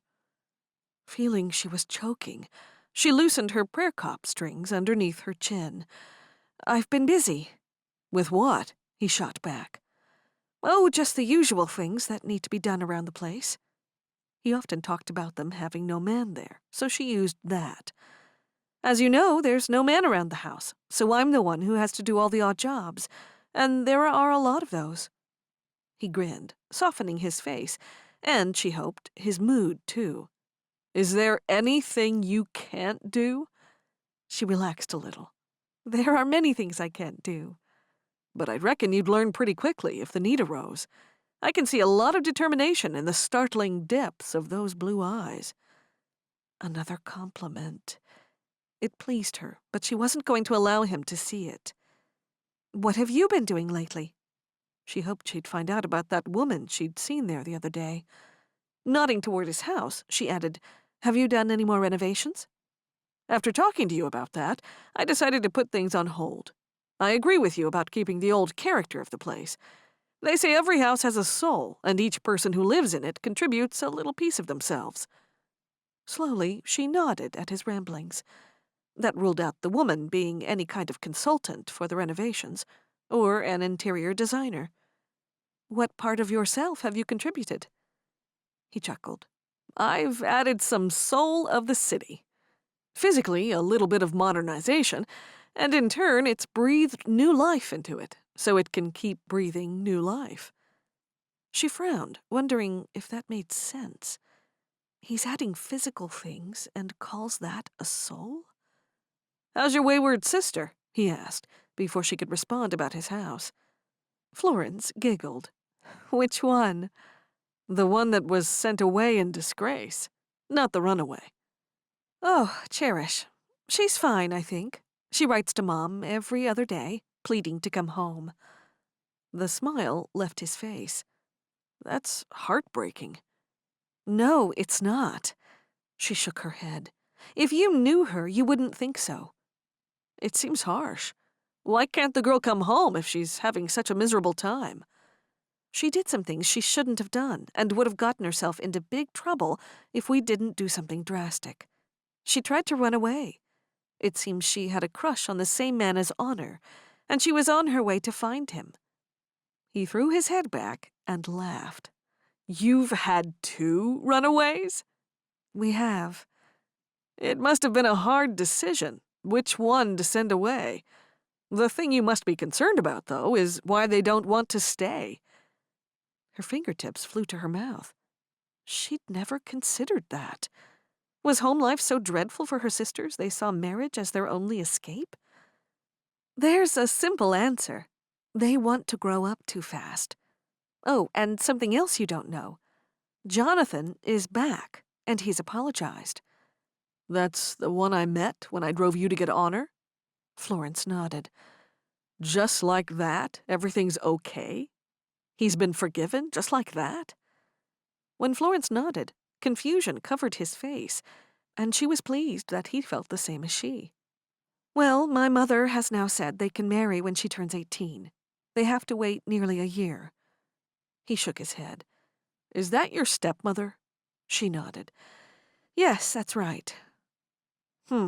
Seems odd that she'd reward them for what they did. It's not like that. She figures when Honor's 18, she won't be able to stand in their way, so it's better to give her blessing with that limitation. By telling them they're approved of, they won't feel the need to run away again. At least, I'm sure that's what she's thinking. How old were you when your mother died, if you don't mind me asking? I was only 2, and she died from heart inflammation caused by some kind of virus. My father was left with me and my 2 older brothers. I'm sorry. That's terribly sad. I don't remember much about her, which is also sad. 2 years later, my father married Wilma. And they went on to have 6 girls together, he said. That's right. I remember I was pleased to have a mother because I wanted to be carried all the time. She smiled at the hazy memory. Wilma carried me around on her hip, and that kept me happy. He smiled as he once again leaned on the wooden fence post. She wouldn't have been able to carry you for long, though, because those Bonnet sisters would have been arriving thick and fast if there were 6 of them. Don't call us that. I was calling them that, not you. She sighed. Okay, I'm sorry. She realized it was happening again. He was making her talk about herself, and she still didn't know anything about him. You haven't told me anything about your family. The smile left his face, and he took his arm off the fence. There's nothing to tell. Oh, really? So you just appeared in the vegetable patch one dark and stormy night? Maybe a beanstalk dropped you? That's right. Dropped me from a great height, and I landed on my head. He tapped his head with his knuckles. She giggled and then said, Seriously, Carter, tell me about your family. I've told you lots about mine. He shrugged his shoulders, and then his lips slightly curved upward. Okay, I've got nothing to hide. I was an only child and never saw much of my parents. I told you that before. I don't think so. You only said you were by yourself, and that could mean many things. Anyway, why didn't you see much of your parents? It's a long story. He grinned. I might even tell you about it one day. There's a saying that I like. Never put off till tomorrow what you can do today. He ran a hand over his cropped, dark hair. I don't want to bore you. Unfair. You know everything about me, and I know very little about you. His eyebrows raised. You'd like to know more about me? Well, you live next door and we're neighbors, so yes. I'd like to know who's living in the house my father once owned. What do you want to know? Do you have a job? Not a job as such. It's difficult to explain. I'm sure I'll understand. I do read the newspaper sometimes. I'm not totally cut off from what's happening in the world. I know there are jobs people do off-site without turning up to an office every day. She took a stab in the dark. Do you do something from home on your computer? Out of the corner of her eye, she saw movement. A car was coming up his driveway. He looked around and saw it too. I have a visitor, it seems, he mumbled, looking none too happy to see the car. Florence stared at the car's occupant. She was certain it was the same woman from the other day. A member of your family? No. Excuse me, Florence. I'll have to speak with her. Sure, That's fine. He took 2 steps away and then swung around. Will you come back tomorrow? She shrugged her shoulders. I walk most days. It just depends which way I go. He kept glancing over his shoulder, preoccupied rather than listening to her. Bye, Carter. He faced her and gave her a quick smile. Bye, Florence. She walked back to the safety of her apple trees, grumbling about the bad timing of that woman. He'd been just about to tell her what he did for a living. When she reached the first tree, she looked back. The woman was out of the car, and they were talking. He said something to her, and then they walked into the house. If she wasn't someone to do with his renovations, and she wasn't a relative... someone from his work, perhaps? Chapter 10. Meanwhile, Joy and Honor were driving home from the markets in the buggy. I think I forgot to ask Florence if Isaac can come to dinner tonight. It'll be fine. I can't see why it wouldn't be. I won't be there, so there'll be one less place at the table. She giggled. One less mouth to feed. Where are you going? Out with Jonathan. Where else would I go? Do Florence or Mom know that? I'm not sure. I told Mom, but I never know if she's paying attention. Why? Do you think Florence will mind? It's hard to say. I don't know what she'll be mad at anymore. I don't think she's ever been mad at me. Joy giggled. That's because you always do what they want you to do. No, I do what I want to do, and it just so happens to be that they don't mind me doing that. You wouldn't do anything wrong anyway, so no one will ever be upset with you. Good, because that's the way I like it. Why would I want to upset anyone? Honor shook her head. Don't worry. There are some things that you just don't understand. What kind of things? The kind of things like how it feels to be in love. I like Isaac a lot. Yeah, but are you in love with him? You were the one who said I was earlier today. How would I know the difference? If you have to ask that, you're not in love with him. How can you say that? You don't know what's in my heart. Sounds like you could live without him. That means it's not the same love that Jonathan and I have. Ours is so strong. Joy didn't want to get into an argument over whose relationship was better, so she changed the subject. What do you think about Ezekiel? I think he's lovely. He'll suit Florence fine. But what'll happen if Florence leaves? We need her around. Mom needs her. Everyone needs her. She runs the place. She won't leave, silly. There's no way she would. When they got to the bottom of the driveway, they saw Jonathan standing beside his buggy next to their barn. What's he doing? Joy stared at Honor. We're going somewhere. Oh, right now? Why didn't you tell me that? I thought you meant later on. Sorry. Mom said it was okay if that's your next question, so I hope she remembers it. Can you do me a favor and unhitch the buggy so I can leave sooner? Sure. Dinka. Florence came home from her walk just in time to see Honor riding off with Jonathan. She walked over to Joy, who was rubbing down the horse. Where are they going? Joy looked up and then glanced over her shoulder at the fast-disappearing buggy. I don't know where they're heading, but I do know Mom said it was okay. And Honor's left you to unhitch the buggy? I don't mind. Truly, I don't. I'll help you. As Florence moved closer, she asked, You're not planning to run away too, are you? Of course not. Can Isaac come for dinner tonight? Of course. Good. I invited him already. Florence giggled. They often had people stopping by for dinner, so one extra wasn't ever an issue. They always cooked plenty. When they had put the buggy under cover and finished caring for the horse, they walked into the mudroom together. They changed their shoes and washed up and headed through to the kitchen. Florence thought it best to check Joy's story with Mom. Mom, did you say it was okay for Honor to go somewhere with Jonathan? I did. Why? Is there something wrong? I suppose not, if you said it was all right. Mom softly laid a hand on Florence's shoulder. We have to trust them. Do we? Joy knew she wasn't part of the conversation, but still she couldn't help butting in. If you allow them freedom, they won't feel they have to run away. Florence shot her a look that told her to be quiet. Do you want help with dinner, Mom? Favor and Hope have already done that. Great, what is it? I'm starving. Joy, you completely butted in, and I wasn't finished with what I was saying.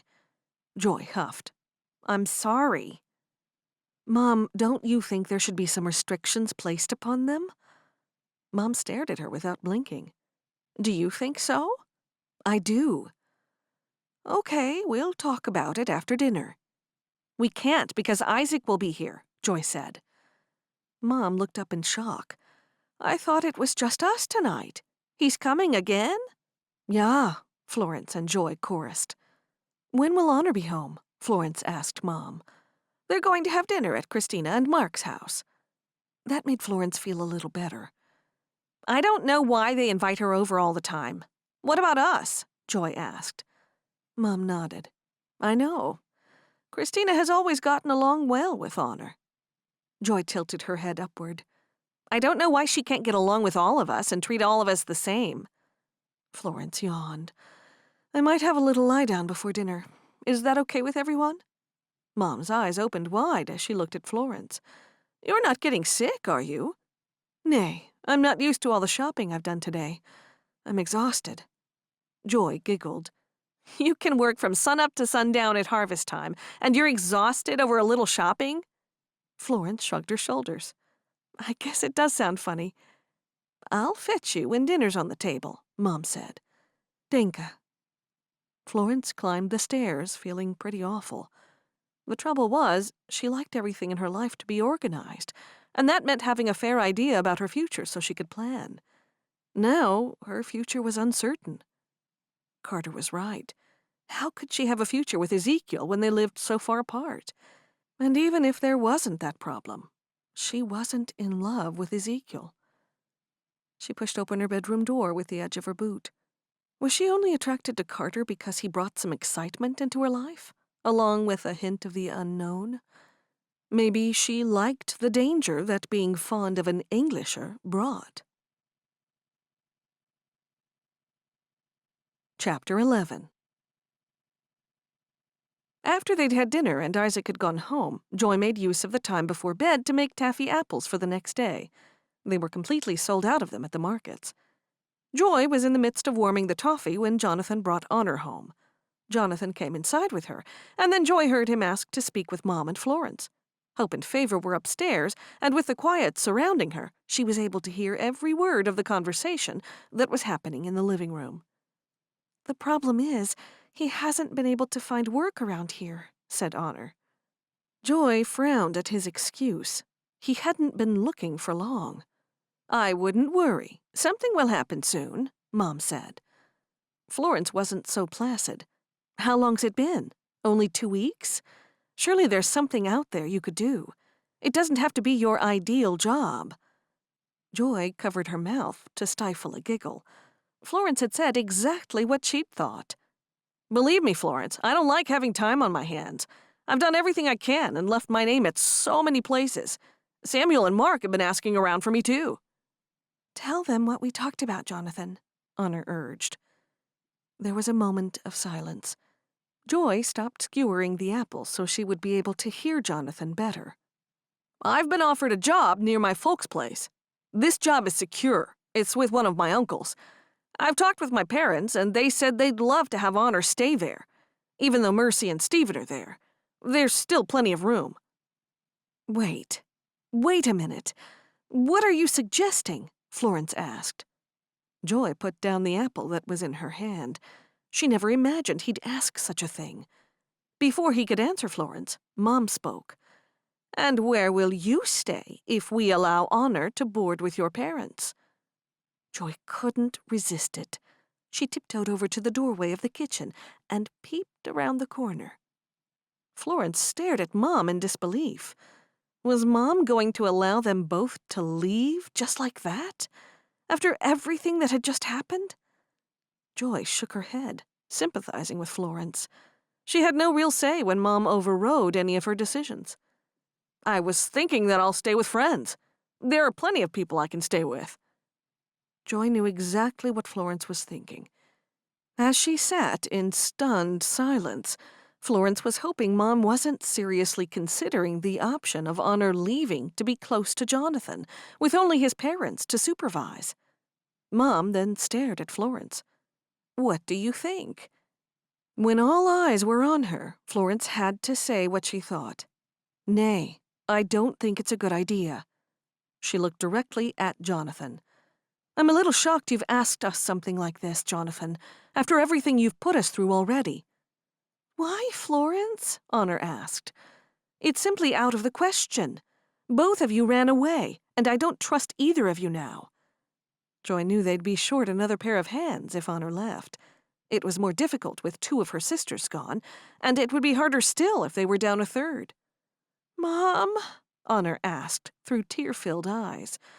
"We'll have to think about it." "There's no time to think." "It's okay. Don't get upset." Jonathan patted Honor's shoulder. Tears flowed down Honor's face, and she bounded to her feet and left the room. Jonathan stood up and stared after her as she ran up the stairs. Then he slowly sat down. "Florence, I have a job there, and she'll be perfectly safe with my folks. They're even stricter than you." "All the same, I've given my answer." He looked at Mom. "Mrs. Baker, you said you'd think about it."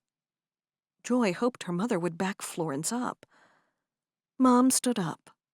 "Just one moment. I'll talk to Honor and see how she's feeling." Mom was going to be talked into allowing it. Joy just knew it. She always caved under pressure. "I'm not the way you think I am," Jonathan told Florence, now that they were left alone. "Would you like a cup of hot tea?" Joy frowned at Florence's strange response. What did tea have to do with anything?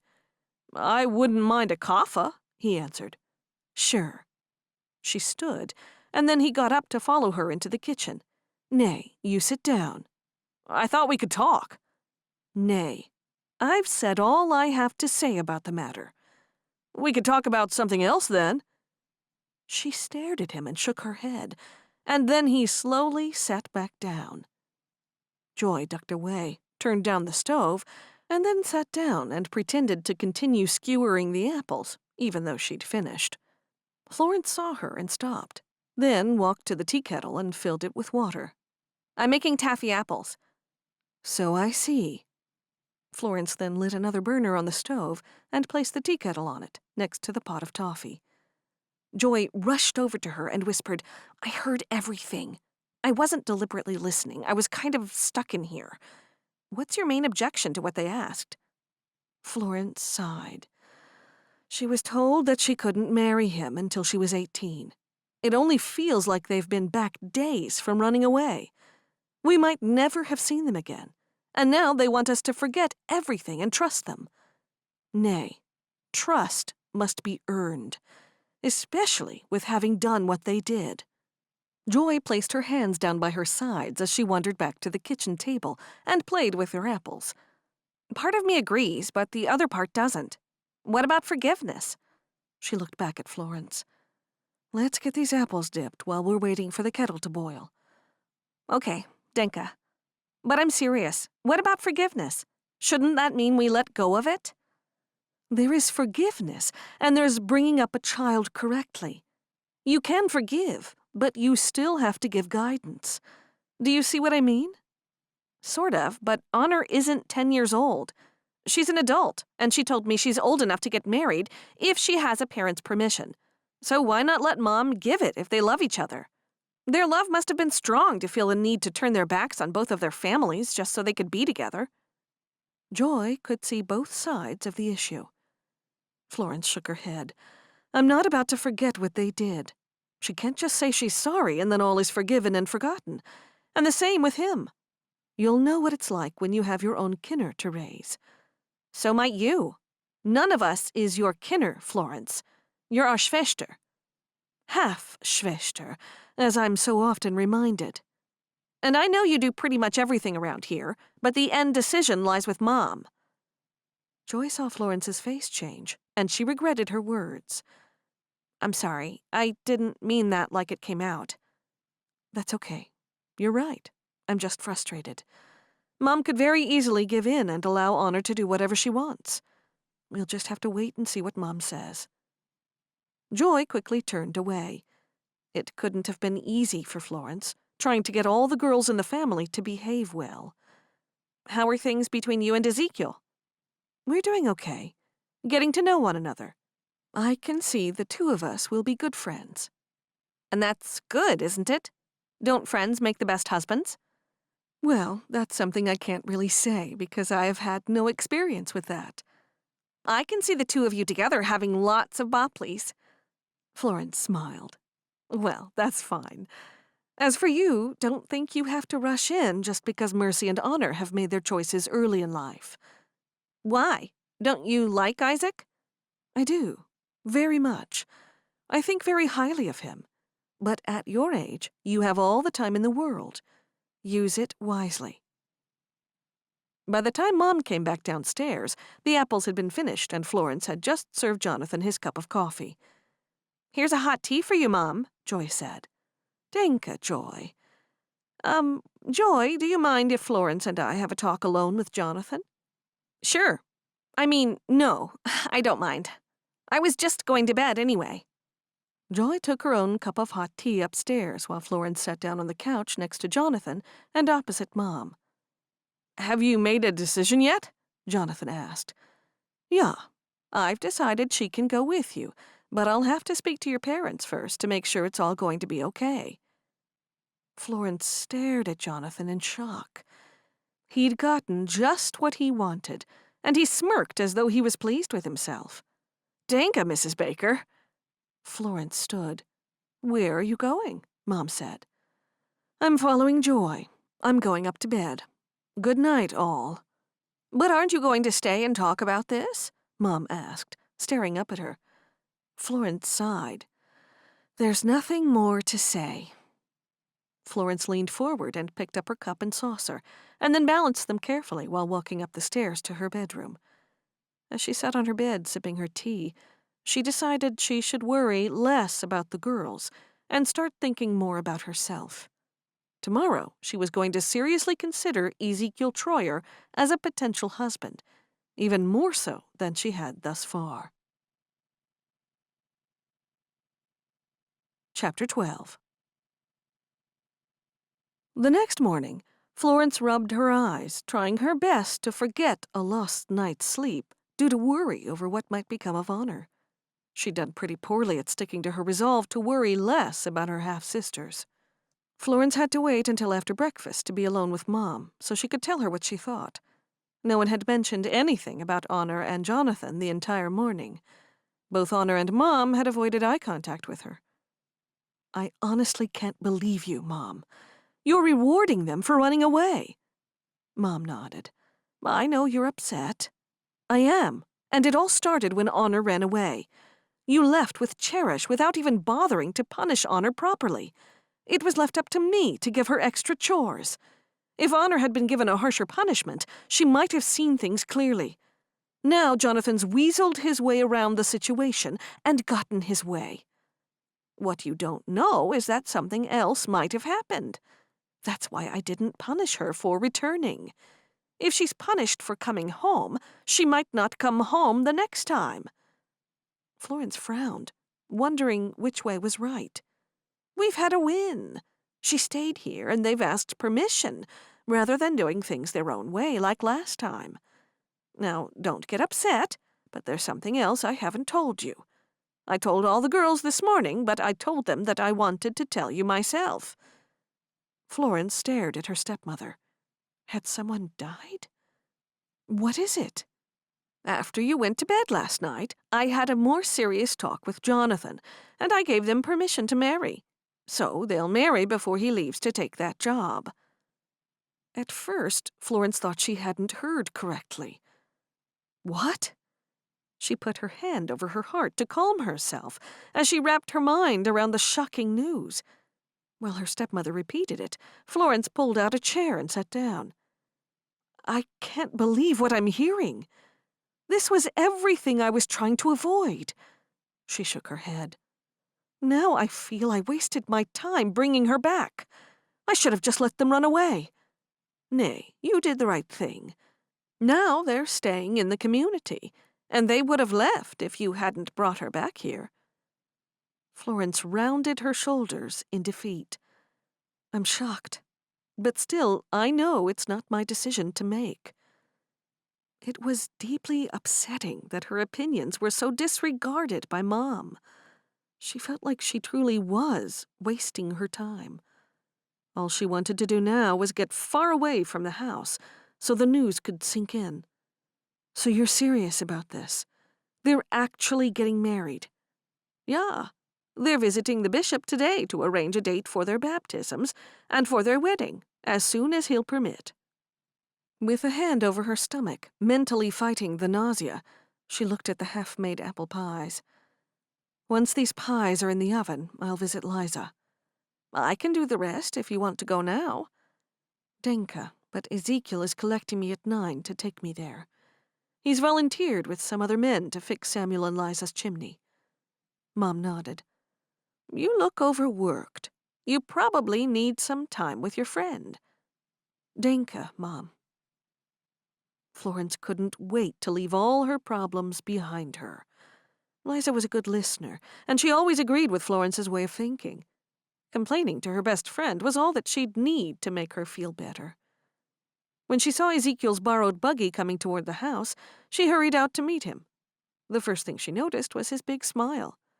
"Wie geht's?" he asked. "I'm good. And you?" "Fine on such a beautiful morning." The sky was gray, and a chilling wind swept through the orchard. It was anything but beautiful. She climbed into the buggy next to him. "Are you looking forward to the day ahead?" "I am. I helped work on a chimney not long ago, so I do have some experience." As the horse clip-clopped along the road, their relaxed conversation continued, allowing Florence to release some of the tension her home life so often brought. When they pulled up at Liza and Simon's house, Liza was waiting at the door. Florence stepped down and walked to meet her, while Ezekiel secured the horse. "I'm so pleased you're here, because I've been wanting to tell you this for days." Liza then glanced across at Ezekiel. "Oh, hello. I didn't see you there." Florence noticed Liza was unusually flustered. "I'm here to help with the chimney," Ezekiel told her. "Liza, this is Ezekiel Troyer. Pleased to meet you. Danke for coming to help. That's wunderbar. The men are around the back." "I hope I'm not late." "Nay, they've only been here 5 minutes. I'll take you to them." After they accompanied Ezekiel to where the men were just getting started, Liza looped her arm through Florence's and pulled her into the house through the back door. "Now, what's this news?" Florence stared into her friend's face as they stood facing each other in the center of the kitchen. The glowing skin, her big smile, and those sparkling eyes could only mean one thing. "You're having another Bopley?" She giggled. "I am." The two women hugged. Florence was so overjoyed for her friend that it felt like something good had happened for her. This wasn't the right time to unburden all her worries. She'd hold them in for now. "That's so soon." "I know. The two will be close together, and we're hoping for another boy to be close in age with Malachi. Simon had Michael, and they were only a year apart." Florence nodded as an image of Michael came into her mind, reminding her of his rejection of her. "I'm sorry. I shouldn't have mentioned Michael."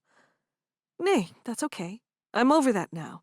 I was over that a long time ago, believe me." "I'm sure he didn't know you liked him. You should have let him know." Florence shook her head. "That would have only made the inevitable rejection harder to bear." "Oh, Florence, you shouldn't say that." "That's all in the past. I'm so pleased for you. Your life's turning out just perfectly." "I know, it is. Can I fix you some coffee?" "Please, I'd love a cup." The noise from the banging and hammering in the living room was too loud, so Liza closed the door of the kitchen, and they sat down with their coffee mugs at the kitchen table. "Now, tell me about Ezekiel." "I spent the whole day with him yesterday." "And? What do you think of him?" "He's nice." "Oh." Liza's shoulders dropped. Florence laughed. "Nice in a good way." "Are you interested in him?" Liza knew her better than anyone. I haven't really gotten to know him yet. That's what I'm doing in the week that he's here." She sipped her hot coffee. "That's good." Florence placed her mug carefully down on the table. "He's very easy to be around. That's what you need. You need to marry someone who's also a friend." "I guess so. I mean, most people go through rough patches in their marriage. It's mostly at the beginning when you're adjusting to one another." Florence screwed up her nose. That part didn't sound like much fun. "But it's so worth it when you get through that bit," Liza added. "Is that the same for everyone?" "Most people. It's not easy sometimes." "It should be easy. I want a love that's no effort whatsoever. A love where I don't have to work at it." Liza laughed. "I hope you find it. You always complain about your sisters being unrealistic, and now I know they get that from you." Florence grimaced. "Nay, I'm a very practical person." She leaned forward and whispered, "I'm just hoping it works out with Ezekiel. It would be nice to have someone special in my life. And no one deserves it more than you. You're always doing everything for everyone else. When Earl and Mark moved away after Dot died, I had to assume the role as the oldest. Naturally, there's not much time to think about myself with running the orchard and everything. The orchard, the shop, the household, and everything else. I hope they appreciate you." Florence wasn't doing it for appreciation. She was doing it because that was what needed to be done. "If Ezekiel's right for you, it'll happen." Liza took a mouthful of coffee. "That's true. Oh, Liza, I'm so pleased for you. You waited long enough for your first Bopley, and now to have another one straight after, you must be thrilled." "I am. It's wunderbar. And Simon's, well, he just doesn't have words to express himself. But he cried when I told him." Florence laughed. "I hope they were happy tears." "Most definitely. Tears of joy." The two of them shared a little chuckle. "I have something to ask you." "What's that?" "Will you be there at the birth to help me?" Florence was delighted she asked. "Really?" "Yeah, I'd love it if you would." "I'd love to." "Denke, I was going to ask you last time, but my Schwester-in-law pushed her way in and volunteered. I didn't want too many people there. This time, I'm getting in first with you, and I'll tell her no. I'd be truly honored to be there to share your special moment. I can't think of anything I'd like more. I'd love it." Liza felt closer to her than any of her own half-sisters did. When Florence left Liza's, she rode homeward in the buggy beside Ezekiel, her mind full of mixed feelings. She'd gone there to unburden her woes. She wasn't expecting Liza's good news. News that brought home to her what her own life had become. She glanced over at Ezekiel, who seemed much quieter than usual. "Are you tired?" "Very. It was hard work." That was all he said. He seemed to be in a funny mood, and Florence couldn't work out why. Perhaps he was just tired. Chapter 13. Across town, Joy and Hope were serving at their stall at the farmer's market. Hope left to get a mid-afternoon takeout coffee, leaving her sister at the stall alone. Joy was busy serving a customer. She took the money and then handed her customer a bag containing 2 jars of pickles and a jar of applesauce. Once the customer left, she noticed her friend Bliss Brunner was standing close by. There was a quiet moment between customers, so she waved Bliss over. Before even saying hello, Bliss said, "Did you realize my father likes your mother?" Joy'd had her suspicions about that ever since Levi Brunner had gifted their family Wilbur, a fine gelding. If her mother felt the same about him, Joy wasn't sure how she herself would feel about a stepfather. Really? He likes her? Yeah, he didn't admit it, but he talks about her an awful lot and what a wunderbar woman she is. Bliss laughed. Do you think they'd make a good pair? I don't know. I have to think about it a bit more. I've been thinking about it. Joy laughed. What if we arrange something where they could spend some more time alone? Joy winced. She didn't want to interfere. Her mother had never shown any interest in men apart from Dot. Still, she didn't feel she could say no. Bliss seemed so excited. What did you have in mind? Maybe a dinner? What if just your mother comes to my place for dinner, and then I'll leave them alone? That sounded awful. That would be a little obvious, don't you think? Nay. I don't think she'd like it. It'd make her feel awkward, and she might think your father arranged it. Does she even want to get married again? I don't think so, Bliss. Joy shook her head. She's never talked about it. Joy didn't know if she or any of her sisters was ready to have a stepfather. I really don't think we should do anything. If it's meant to be, and if Gott wants it to happen, it will. She smiled at Bliss, hoping she'd see the sense in that. Bliss giggled. Yeah, but it won't matter if we help it along a bit, will it? I'm not comfortable with that, Joy said. Why not? You were a moment ago. Now I've had time to think about it, though, and I'm not interested in interfering. More customers approached the counter, and Bliss stepped back. Once the customers left, Bliss carried on talking. It will affect their lives, Joy, but only for the better. Aw, come on. You used to be more fun than this. Fun? I am fun, but this doesn't sound like fun to me. Bliss blew out a deep breath. I should have asked one of your sisters. Maybe it was just as well you didn't. I can't believe you think I'm not fun. I'm just the same as I always was. Don't you think it would be good if my father and your mother got married? Sure, if that's what they want. It would be great, but she's never spoken about marrying again. And then she had to know about Bliss's father. Has your father mentioned anything about a second marriage? Not so much. I mean, he talks about your mother, but he doesn't talk about marrying her. Bliss leaned forward. Does she talk about him? Nay, not really. Not like that. She couldn't remember her mother ever talking about him at all. Ugh.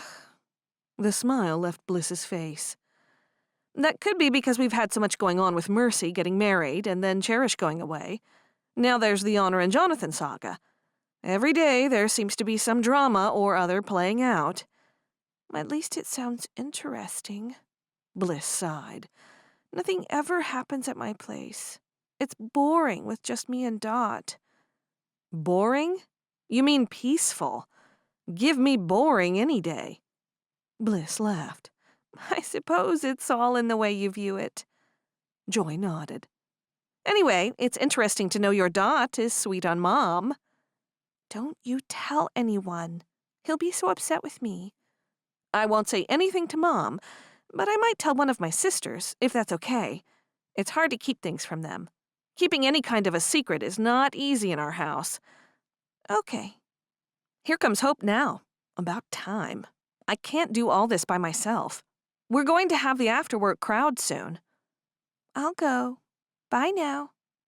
Bliss hurried away before Joy could even say goodbye. What did she want?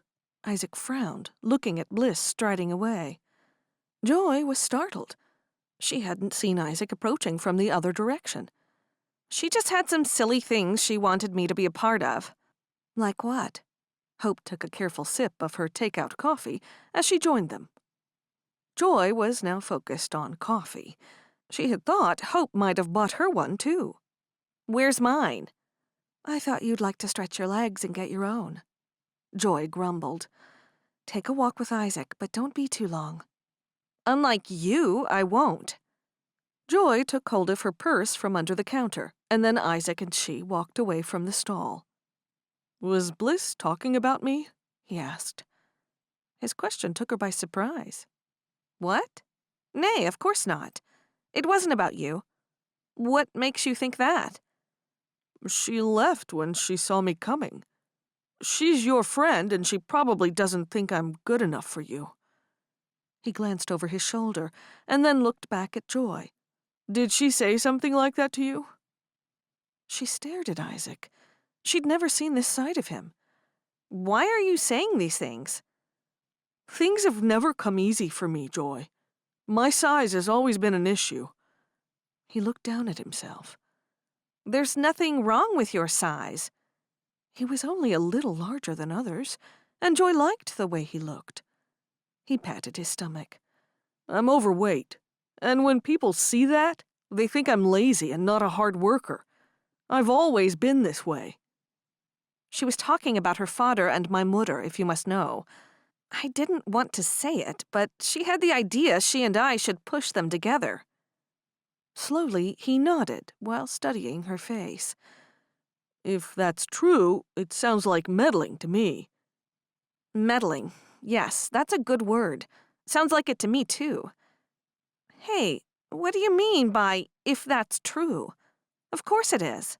Why would I say something untrue to you? I'm sorry. It's okay. I guess you've heard the news about Honor and Jonathan? The shocking news, I should say. Yeah, Jonathan mentioned they're getting married. I was there when he told Mark and Christina. I'm a little shocked, but anyway, that ruins your plan of moving out with them. They're moving away, too, heading back to Wisconsin.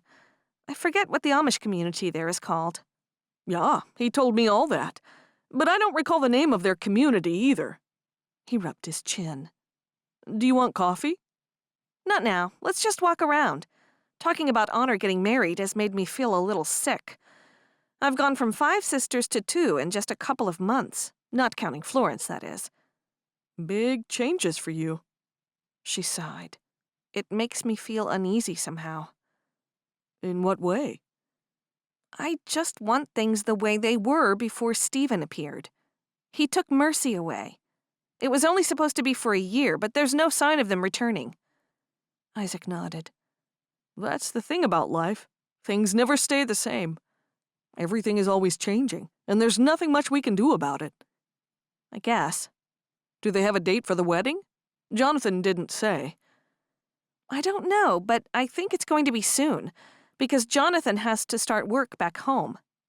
She shook her head. I can't believe Mom allowed this. Aren't you happy for Honor? Not really, if I'm honest. He opened his mouth in shock. Why not? I think she should have waited to see if someone else came along that she'd like better. He stared at her in disbelief, and then looked down. When they had walked another couple of paces, he asked, Is that what you're doing with me? We'll just have to wait and see what happens. I need some kind of assurance of your feelings. Can't you give me that? Joy didn't like being put on the spot. Was he asking if she intended marrying him? That was something she'd think about in a few years, not now. I'm way too young to get married now, and I don't think I'll be ready to marry when I'm 17 or even 18. I want to be fully grown up and ready to make a responsible decision. That's what Florence was always telling her and her sisters, and she wanted to do the right thing. After all, among the Amish, marriage was for life. He slowly nodded. So where do things stand with us? I like you. Otherwise, I wouldn't be spending so much time with you. I'm just being honest right now. He shook his head. I know what the problem is, and it's a problem I can't do anything about. He stopped still, and then left her there and walked away in the other direction. Wait. She caught up with him and touched his arm, and he stopped. What's the matter? When Isaac turned to face her, she saw how upset he was. Why are you acting so strange today? He frowned and took a step away from her. Because I don't like wasting anyone's time. Well, if you're asking me if I want to marry you at some future date, how can I say yes or no? It'll depend on how I feel then. If I knew how I'd feel then, I'd say so, but I don't. Okay, I won't pressure you. She pointed her hands on her hips. Good, because I don't like being pressured. They both stared at each other for a moment. Joy hoped that would be the end of this topic, and they could go back to being how they were. Then Isaac walked away, leaving her standing there. This time, she made no attempt to stop him. She had no patience for his sulky attitude. What she did regret was forgetting to buy her takeout coffee. Chapter 14. After a week of Florence seeing Ezekiel nearly every day, the time came for him to leave. She'd gotten to know him as the strong, quiet type. He saw humor in little things, and was even-tempered. She saw nothing bad in him, and from what she knew of him, he seemed like a good choice for a husband. They were alone on Florence's porch after he'd said goodbye to Wilma and the girls. It was just on dusk as they said their personal goodbyes. A car was coming to collect him from Ada and Samuel's house early the next morning. "Florence, what I want to say to you is that I've enjoyed getting to know you." "So have I. It's been really enjoyable." He cleared his throat. "And there's something else I need to say." She looked up at him. "And what's that?" She didn't want him to propose, and she hoped that wasn't what he was about to do. If he did, she'd have to turn him down, but she didn't want to hurt his feelings, and neither did she want to close any doors with him. Anxiousness caused her to bite down on the inside of her mouth. "Would you write to me?" That was it. Instead of heaving a large sigh, she contained it and nodded. "Of course I'll write." The serious look hadn't left his face. "I'm hoping there's something good in our future for the both of us." "Me too. Time will tell." His face softened when he laughed. "Not too much time, I hope. Might we see our friendship as something a little more while we write?" "Yeah. I thought that's what we were doing by agreeing to write to one another." He nodded. "Good. I just wanted us both to be clear. Communication is very important in a relationship." She wondered how often he'd write, and what she'd write in return. Lots of things happened at the orchard, but most of it wasn't very interesting. He wouldn't want to know the latest dramas with the girls. Maybe she could tell him about the orchard, and he could write to her about his farm. Florence liked the way he got to the point about things. A man like that would love her and cherish her. That was how she wanted to be treated by her husband, and in return, she'd be a good wife. She watched him get into the buggy. Once he'd picked up the reins, he moved them into one hand and gave her a wave before he steered the horse and buggy down the long driveway. Wilma hurried out to join her. "Well, did he mention marriage?" Florence put a hand over her mouth and giggled. "Nay, he didn't. But we're going to write to each other." "He didn't discuss marriage at all?" Mom's eyes opened wide. "Nay, but I know he likes me. I think he knows me well enough to know that I'm not the kind of person who'd rush into something." "Like cherish?" It wasn't only cherish, it was honor, and possibly joy as well, but Florence didn't want to say it. "I wasn't speaking about anybody. I think there could be something special between us. It's not a crazy kind of love at first sight or anything. It's more of a dependable kind of love." "I agree, and he'd make a fine husband. Now, do you forgive me for allowing Honor to get married?" "It's your choice. There's nothing to forgive. I wouldn't have allowed it, but that doesn't matter.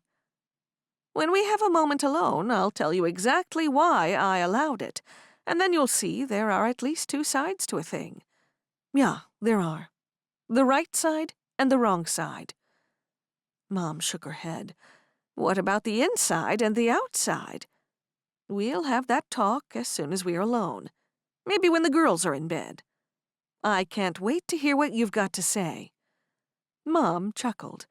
"I'm so pleased you met Ezekiel. Ada's done well choosing men for you girls. She didn't choose Jonathan, or come to think of it, Isaac. Well, it's 2 out of 4, and we didn't ask her to find anyone for Joy or Honor." "Let's get in out of the cold," Florence suggested. Chapter 15. Over breakfast the next day, Mom announced they needed Cherish back to help with the wedding preparations. Honor groaned. "Nay, Mom. You know how she thinks she's in love with Jonathan. How can I have her around at my wedding?" "She's your Schwester. You can't leave her out of it." "Nay, you can't do this to me," Florence said. "How about she comes back just a day or 2 before? That way, everyone will be so busy it won't matter." Honor shook her head. I've got a better idea. How about she doesn't come back until the day, or even better, the day after? I'll arrange for her to come back 2 days before, and I hope Dagmar can come with her. She'll have to find someone to look after her farm. I hope she's able to. Please don't have a lot of attendance if you want me to sew, Florence told Honor. Nay, I'm only having Joy. Everyone looked at Joy, who looked delighted. I knew you'd choose her, Favor said. She's the next closest in age, that's all. I'm not choosing favorites. That's fine by me. And the men already have suits. Jonathan has the one he wore to Stephen's wedding, and he's happy to wear that one again. That was good news to Florence's ears. You don't mind him not being in a new one? Nay, it's a waste. It's money we can put toward our home when we get one. Mom and Florence exchanged smiles. When Honor and Joy went to work at the markets, Florence sent Favor and Hope to clean the laundry room. She was anxious to hear what Mom had to say about allowing Honor and Jonathan to marry. It sounded like Wilma had a story to tell.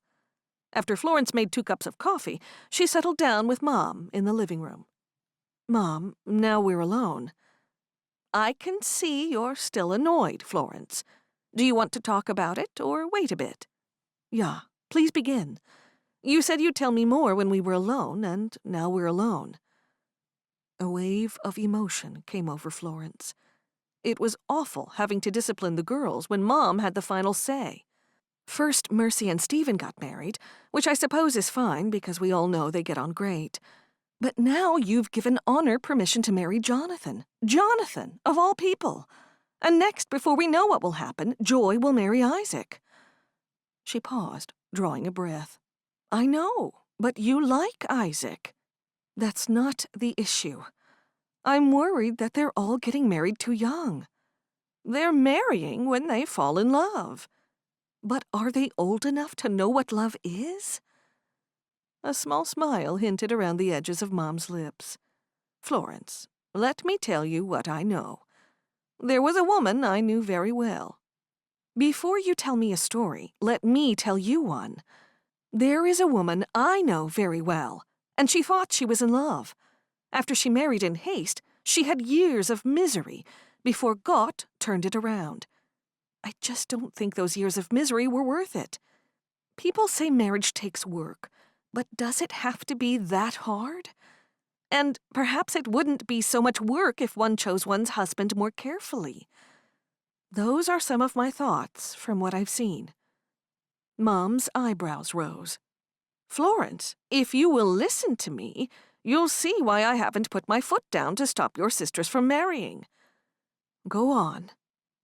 There was a woman who was very much in love with a man in the same community, but her parents thought she was too young.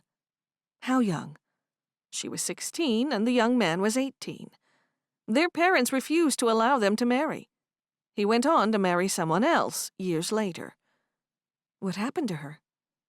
Ah, that's a totally different story. Heartbroken that their parents wouldn't allow them to see one another, she left the community, thinking that would make their parents agree to the marriage. It didn't happen. She got in with the wrong crowd and became pregnant. Or she might have already been pregnant before she left. That's my guess. Away from her friends and family, and as an unmarried mother, she faced many struggles, and her life was ruined. Who was it, Mom? Many scenarios ran through Florence's mind. She couldn't have been talking about herself, could she? I might as well tell you. To you, she'd be your step-aunt Iris. Florence tried to make sense of everything. She knew there wasn't an Iris on her father's side, and she was sure her stepmother only had one brooder, Uncle Tom, and his wife's name was Ruth. I have a step-aunt? Aunt Iris? Is she your Schwester? Yeah, my younger Schwester. I haven't seen her for many years. She stopped by one day when I was pregnant with Mercy, and I told her she should leave. Something that I regret to this very day. You can't blame yourself. You thought you were doing the right thing. It doesn't matter what I thought. I've learned since then that closing my heart off to others doesn't help them. I mean, how could it? Don't be so hard on yourself. I've never heard from her again.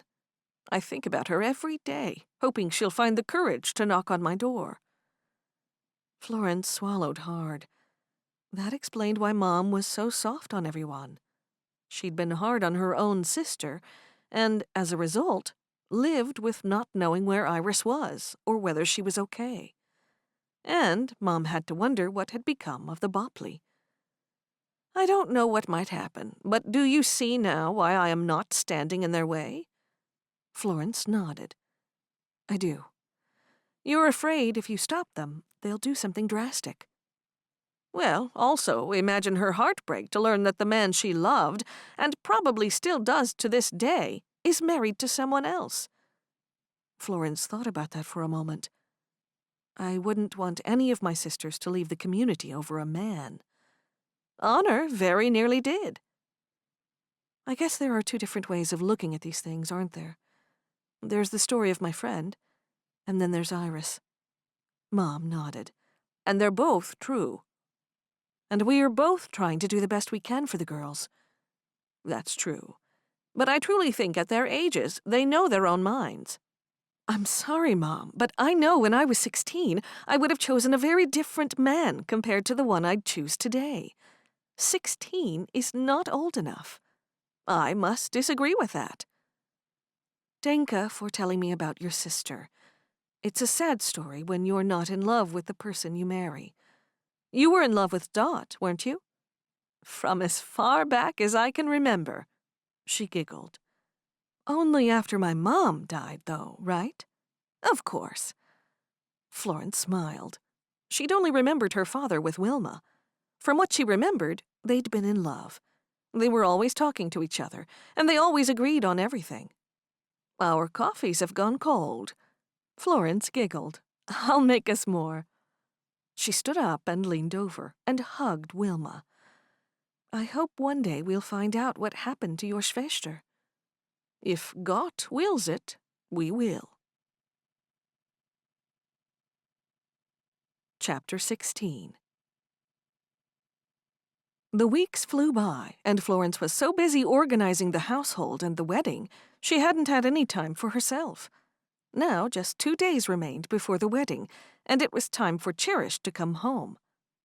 At 5 in the evening, Wilma excitedly yelled out, "She's here!" Florence went to the kitchen window and looked out. Caramel, Cherish's dog, was out of the car first, and then Cherish stepped out looking none too happy. The expression on her face was exactly the same as the one she had worn when she left. Florence was immediately filled with dread. With so much left to do, they didn't need any more complications. The girls raced out to greet her, and Florence was the last one. A tiny smile met Cherish's lips as her sisters hugged her in turn. Then Caramel charged at Florence, pulling the leash out of Cherish's hand. Florence bent down to pat him as he jumped up at her. "How have you been, boy?" "It seems like you're more pleased to see Caramel than me." She looked up to see Cherish right there. What she said was true, but Florence couldn't admit it. "It's so nice to have you home." Florence stood up and hugged her, while Caramel ran onto the grass. "I've got your bag, Cherish. I'll take it up to your room. Danka favor." All the girls ran after Cherish to hear about her stay with Dagmar. That left Florence and Mom standing at the bottom of the stairs.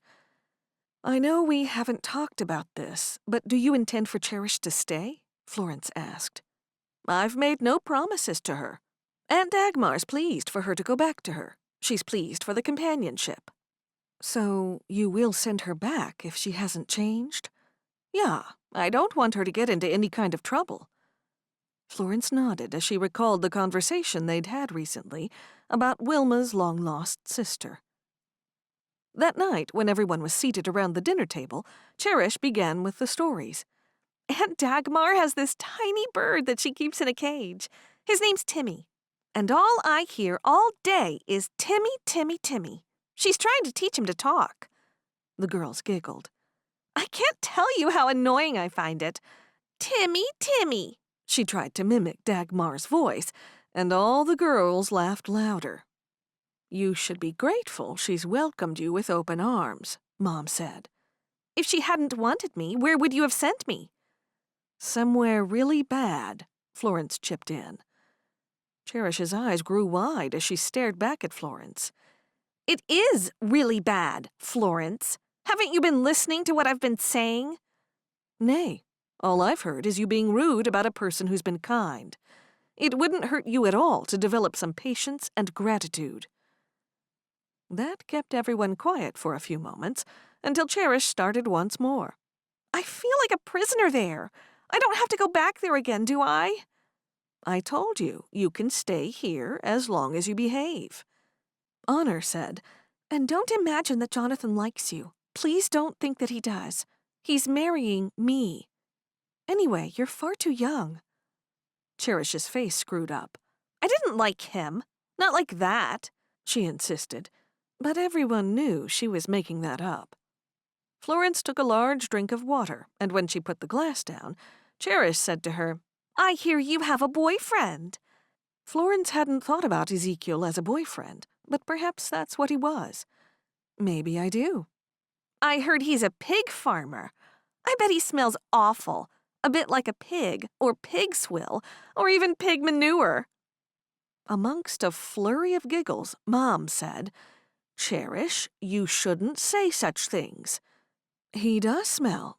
He smells nice, Florence said, trying to make light of things. Cherish's eyes danced with mischief. Ah, so you've been close enough to smell him, have you? Mom shook her head at her youngest. No more, Cherish, or you'll be sent to your room. Hope whispered in Cherish's ear, but it was loud enough for Florence to hear. Don't say any more, or they'll send you right back. Cherish put her head down, and then looked back up at Mom, and then Florence, as though summing them up. I believe it, she muttered back. I hope everyone is ready to do a lot of work tomorrow, said Mom. We've got a big day ahead of us. All the ladies are coming to give the house a going through. Then the day after, we'll concentrate on the food. I was hoping to have a rest. Can't I have a rest? Cherish whined. I'm tired from all the traveling. You'll get a good sleep tonight and you'll be okay, Mom said. Cherish played with her food. At least I know how to make baskets now. You should have brought some with you, Joy said. I'd like to know how to make baskets, Favor said. I can show everyone if I get to stay here. Favor leaned forward. Was it really that bad? I like Aunt Dagmar. I didn't at first, but then I got to like her. When she's not talking to Timmy, that is. The thing I don't like is she lives out in the middle of nowhere, and I feel like a prisoner.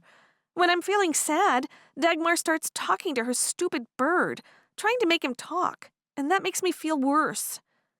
Mom smiled a little and then coughed to cover it up. What did Caramel think of the bird?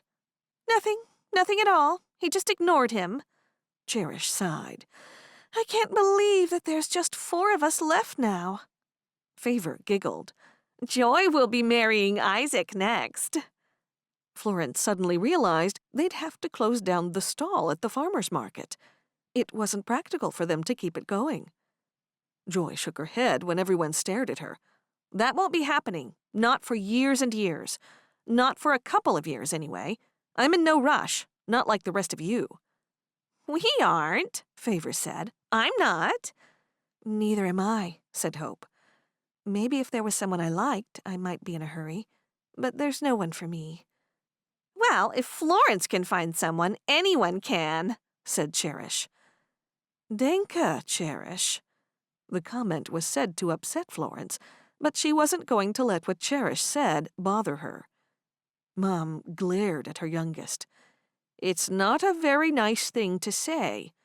Oh, I didn't mean it like that. I'm so sorry, Florence. Florence smiled at her, figuring it was the best thing to do. The ladies will be arriving early in the morning. We've got a busy day of cleaning ahead of us. The place is already clean, if you ask me, Favor said. Mom smiled. It'll be cleaner than clean by the end of the day tomorrow. Chapter 17. The day after next, the day before the wedding, A crowd of women gathered at the house to cook, just as they had for cleaning the previous day. Even Jonathan came to see if he could be of any help. Wanting to keep Jonathan and Cherish far apart, Florence knew she'd have to keep him busy with jobs far away from Cherish. For his first task, Florence asked him to go to the building that they operated as a shop, at the front of their property, to count the cakes that they'd stored there. Florence knew exactly what was there and how many of each, but Jonathan didn't know that. When she went back to her own task, she noticed Cherish was leaving the cleaning task she'd been given, assisting with dishes for the cooks. Florence quickly asked Favor to temporarily take over Cherish's task. When she stepped out onto the porch, she saw Cherish hurrying down the path that led to the shop. She was deliberately following Jonathan. This wasn't good. Florence hurried to stop a disaster from happening. When she reached the door, she hovered to listen in. Hello, Jonathan. Hi, Cherish. It's a long time since I've seen you. I've just been visiting some relatives. I thought it was time I came home. Good. In time to see your Schwester and I get married. Yeah. About that. Florence froze as she listened. Cherish continued. It's not too late to change your mind. Other people have done it. No one will think badly of you. People will respect you for making your own decision instead of being pushed into something. Now, wait a minute. No one's pushing me into anything. I love her with all my heart, and we belong together. There's not one single solitary doubt in my mind. There's no reason to change anything. Really? Cherish asked. Yeah. What are you doing here anyway? Florence sent me to count the cakes. You sure about that? It doesn't take two, and she asked me to do that. I think you should go back. I'm not sure why we're even talking like this, and Florence was pleased to hear his response and was just about to save him from Cherish when she heard Cherish's next comment. But I'm in love with you, Jonathan. Florence couldn't believe her ears. She waited to hear what Jonathan said. I'm sorry to hear that. That's something you should keep to yourself, considering the situation. Nay, that's exactly why I must tell you. Because you're making a big mistake. I'm not. Florence moved into the building, and Cherish turned around, shocked to see her. I thought you were in the kitchen, Florence. I was, but we need you to keep cleaning up after the cooks as they work. Why did you leave? Cherish shook her head. I'm talking to Jonathan. Jonathan kept his head down. You'd better go, Cherish. Florence was livid that Cherish was so arrogant toward her. She grabbed her by the arm. Back to the kitchen now. Once they were out the door and halfway to the house, Florence said to her, I heard what you said in there. I can't even believe my own ears. How could you say something like that? Are you trying to ruin your Schwester's life? What were you thinking? I was doing nothing wrong. I just thought he might have been pushed into it, and that's not fair. Florence shook her head. You're definitely going back to Aunt Dagmar's. Nay, Mom won't allow it. If it's the last thing I do, I'll see that she's in full agreement with me. You wouldn't. Just watch me. Once Cherish was back in the house, Florence took Mom aside and told her what had happened. Mom was greatly upset. I think she'll have to go back. Florence nodded. I agree. I'll talk with her and make sure she behaves herself until she goes back to Dagmar's. And when will that be? Florence asked, hoping it'd be soon. I'll talk with her now. I'll take her up to her room so no one will hear us. I don't want Honor being upset over this. It's better she doesn't know, for now. Can you call Aunt Dagmar and make sure it's okay that she goes back there? Sure, I'm happy to do it. Do you want me to call a driver and find one who can drive her there soon? Mom nodded and then sighed. It's all too much for me, Florence. Please find someone who can drive her back there the next day after the wedding. Okay. From where they stood in the living room, Florence looked at all the workers in the kitchen. I'll stay here until you talk with her. One of us should stay. When you come back, I'll go to the barn and make some calls. Danke, Florence. Early that afternoon, Florence walked out of the barn, ready to deliver the news to Mom that a driver would be arriving at 9 the morning after the wedding.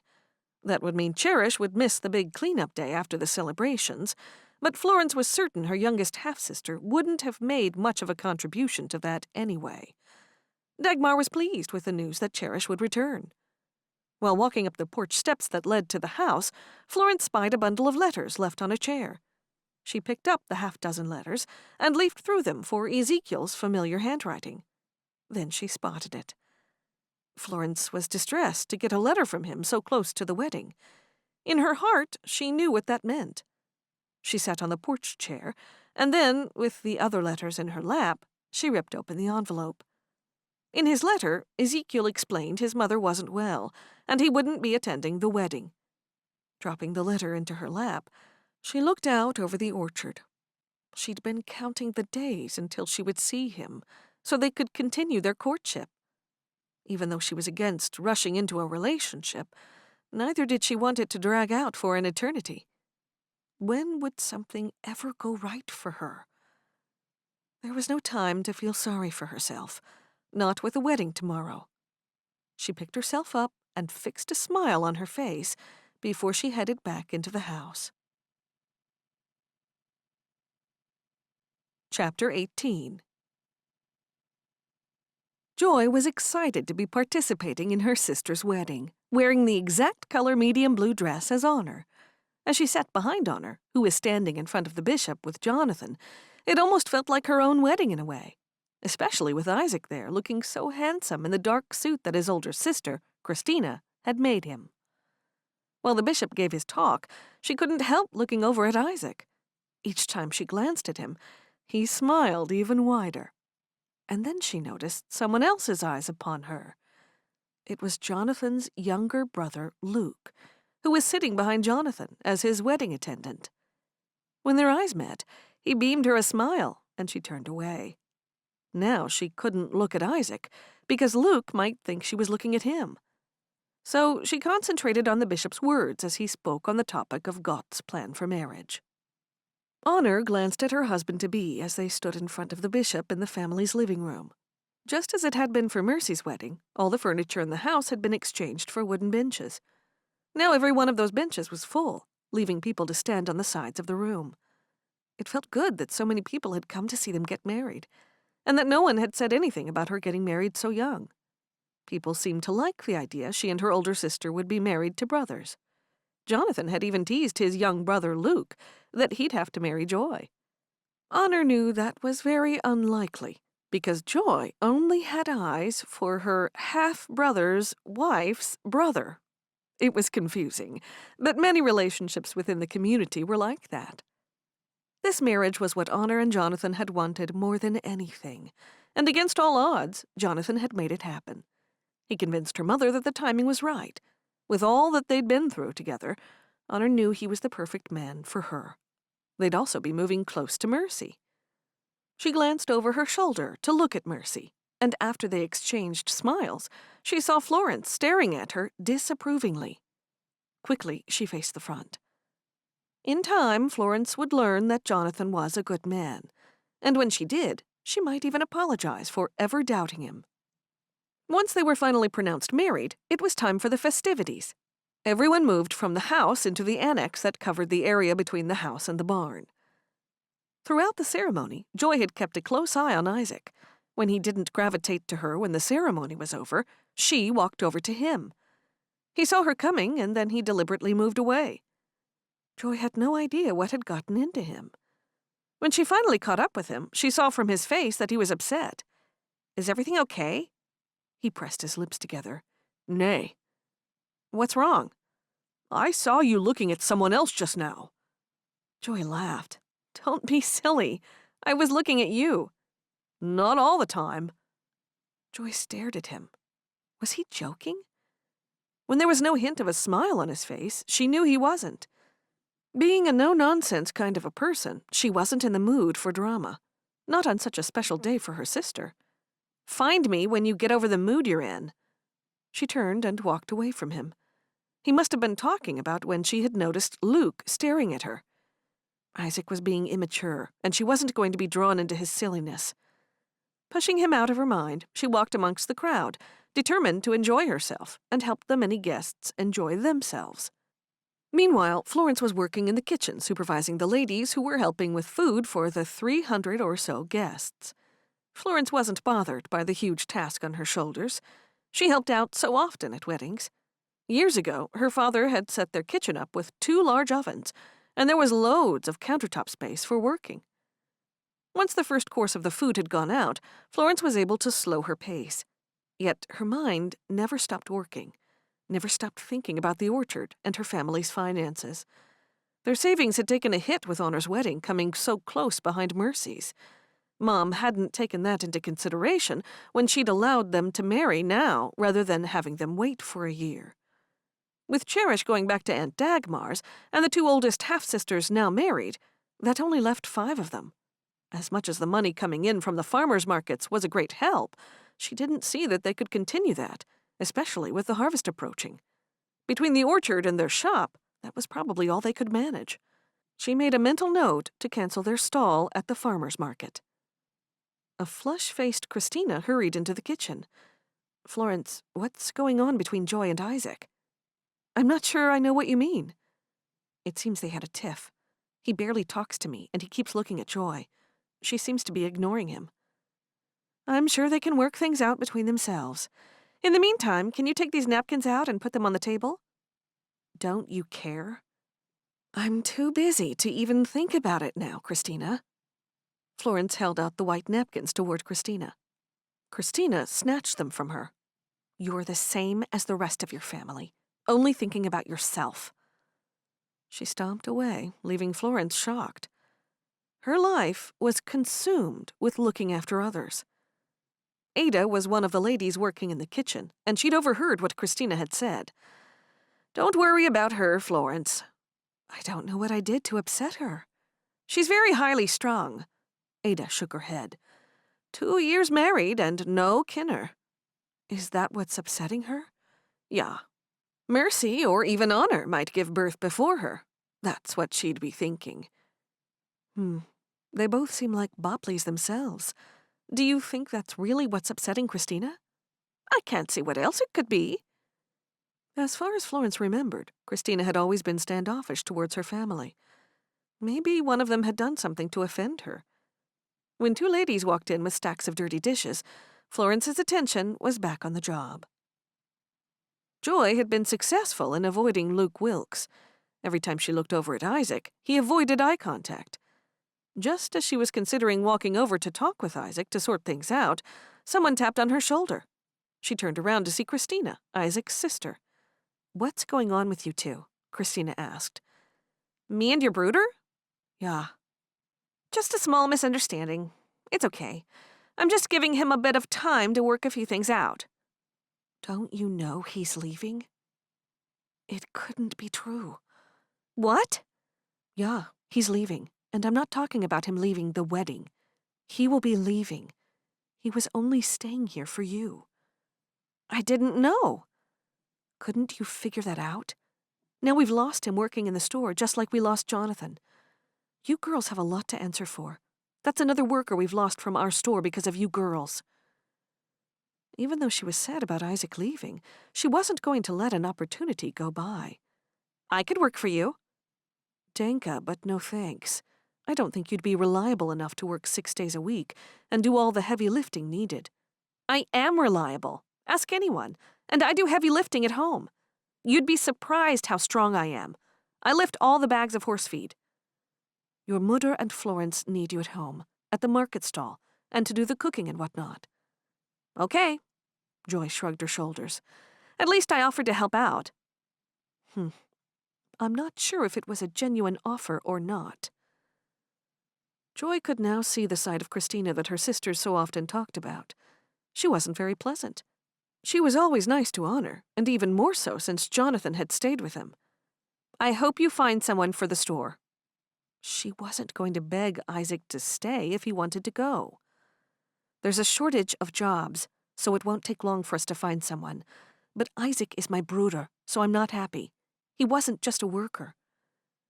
I know that's upsetting for you, but it's not my fault. If you want him to stay, just ask him. You should be the one asking him. He might stay if he knows you want him to. Aren't you the least concerned that he's leaving? I am, but there's not much I can do if he wants to go. Christina looked over her shoulder at Isaac, and then looked back at Joy. Do what you want. You girls always do.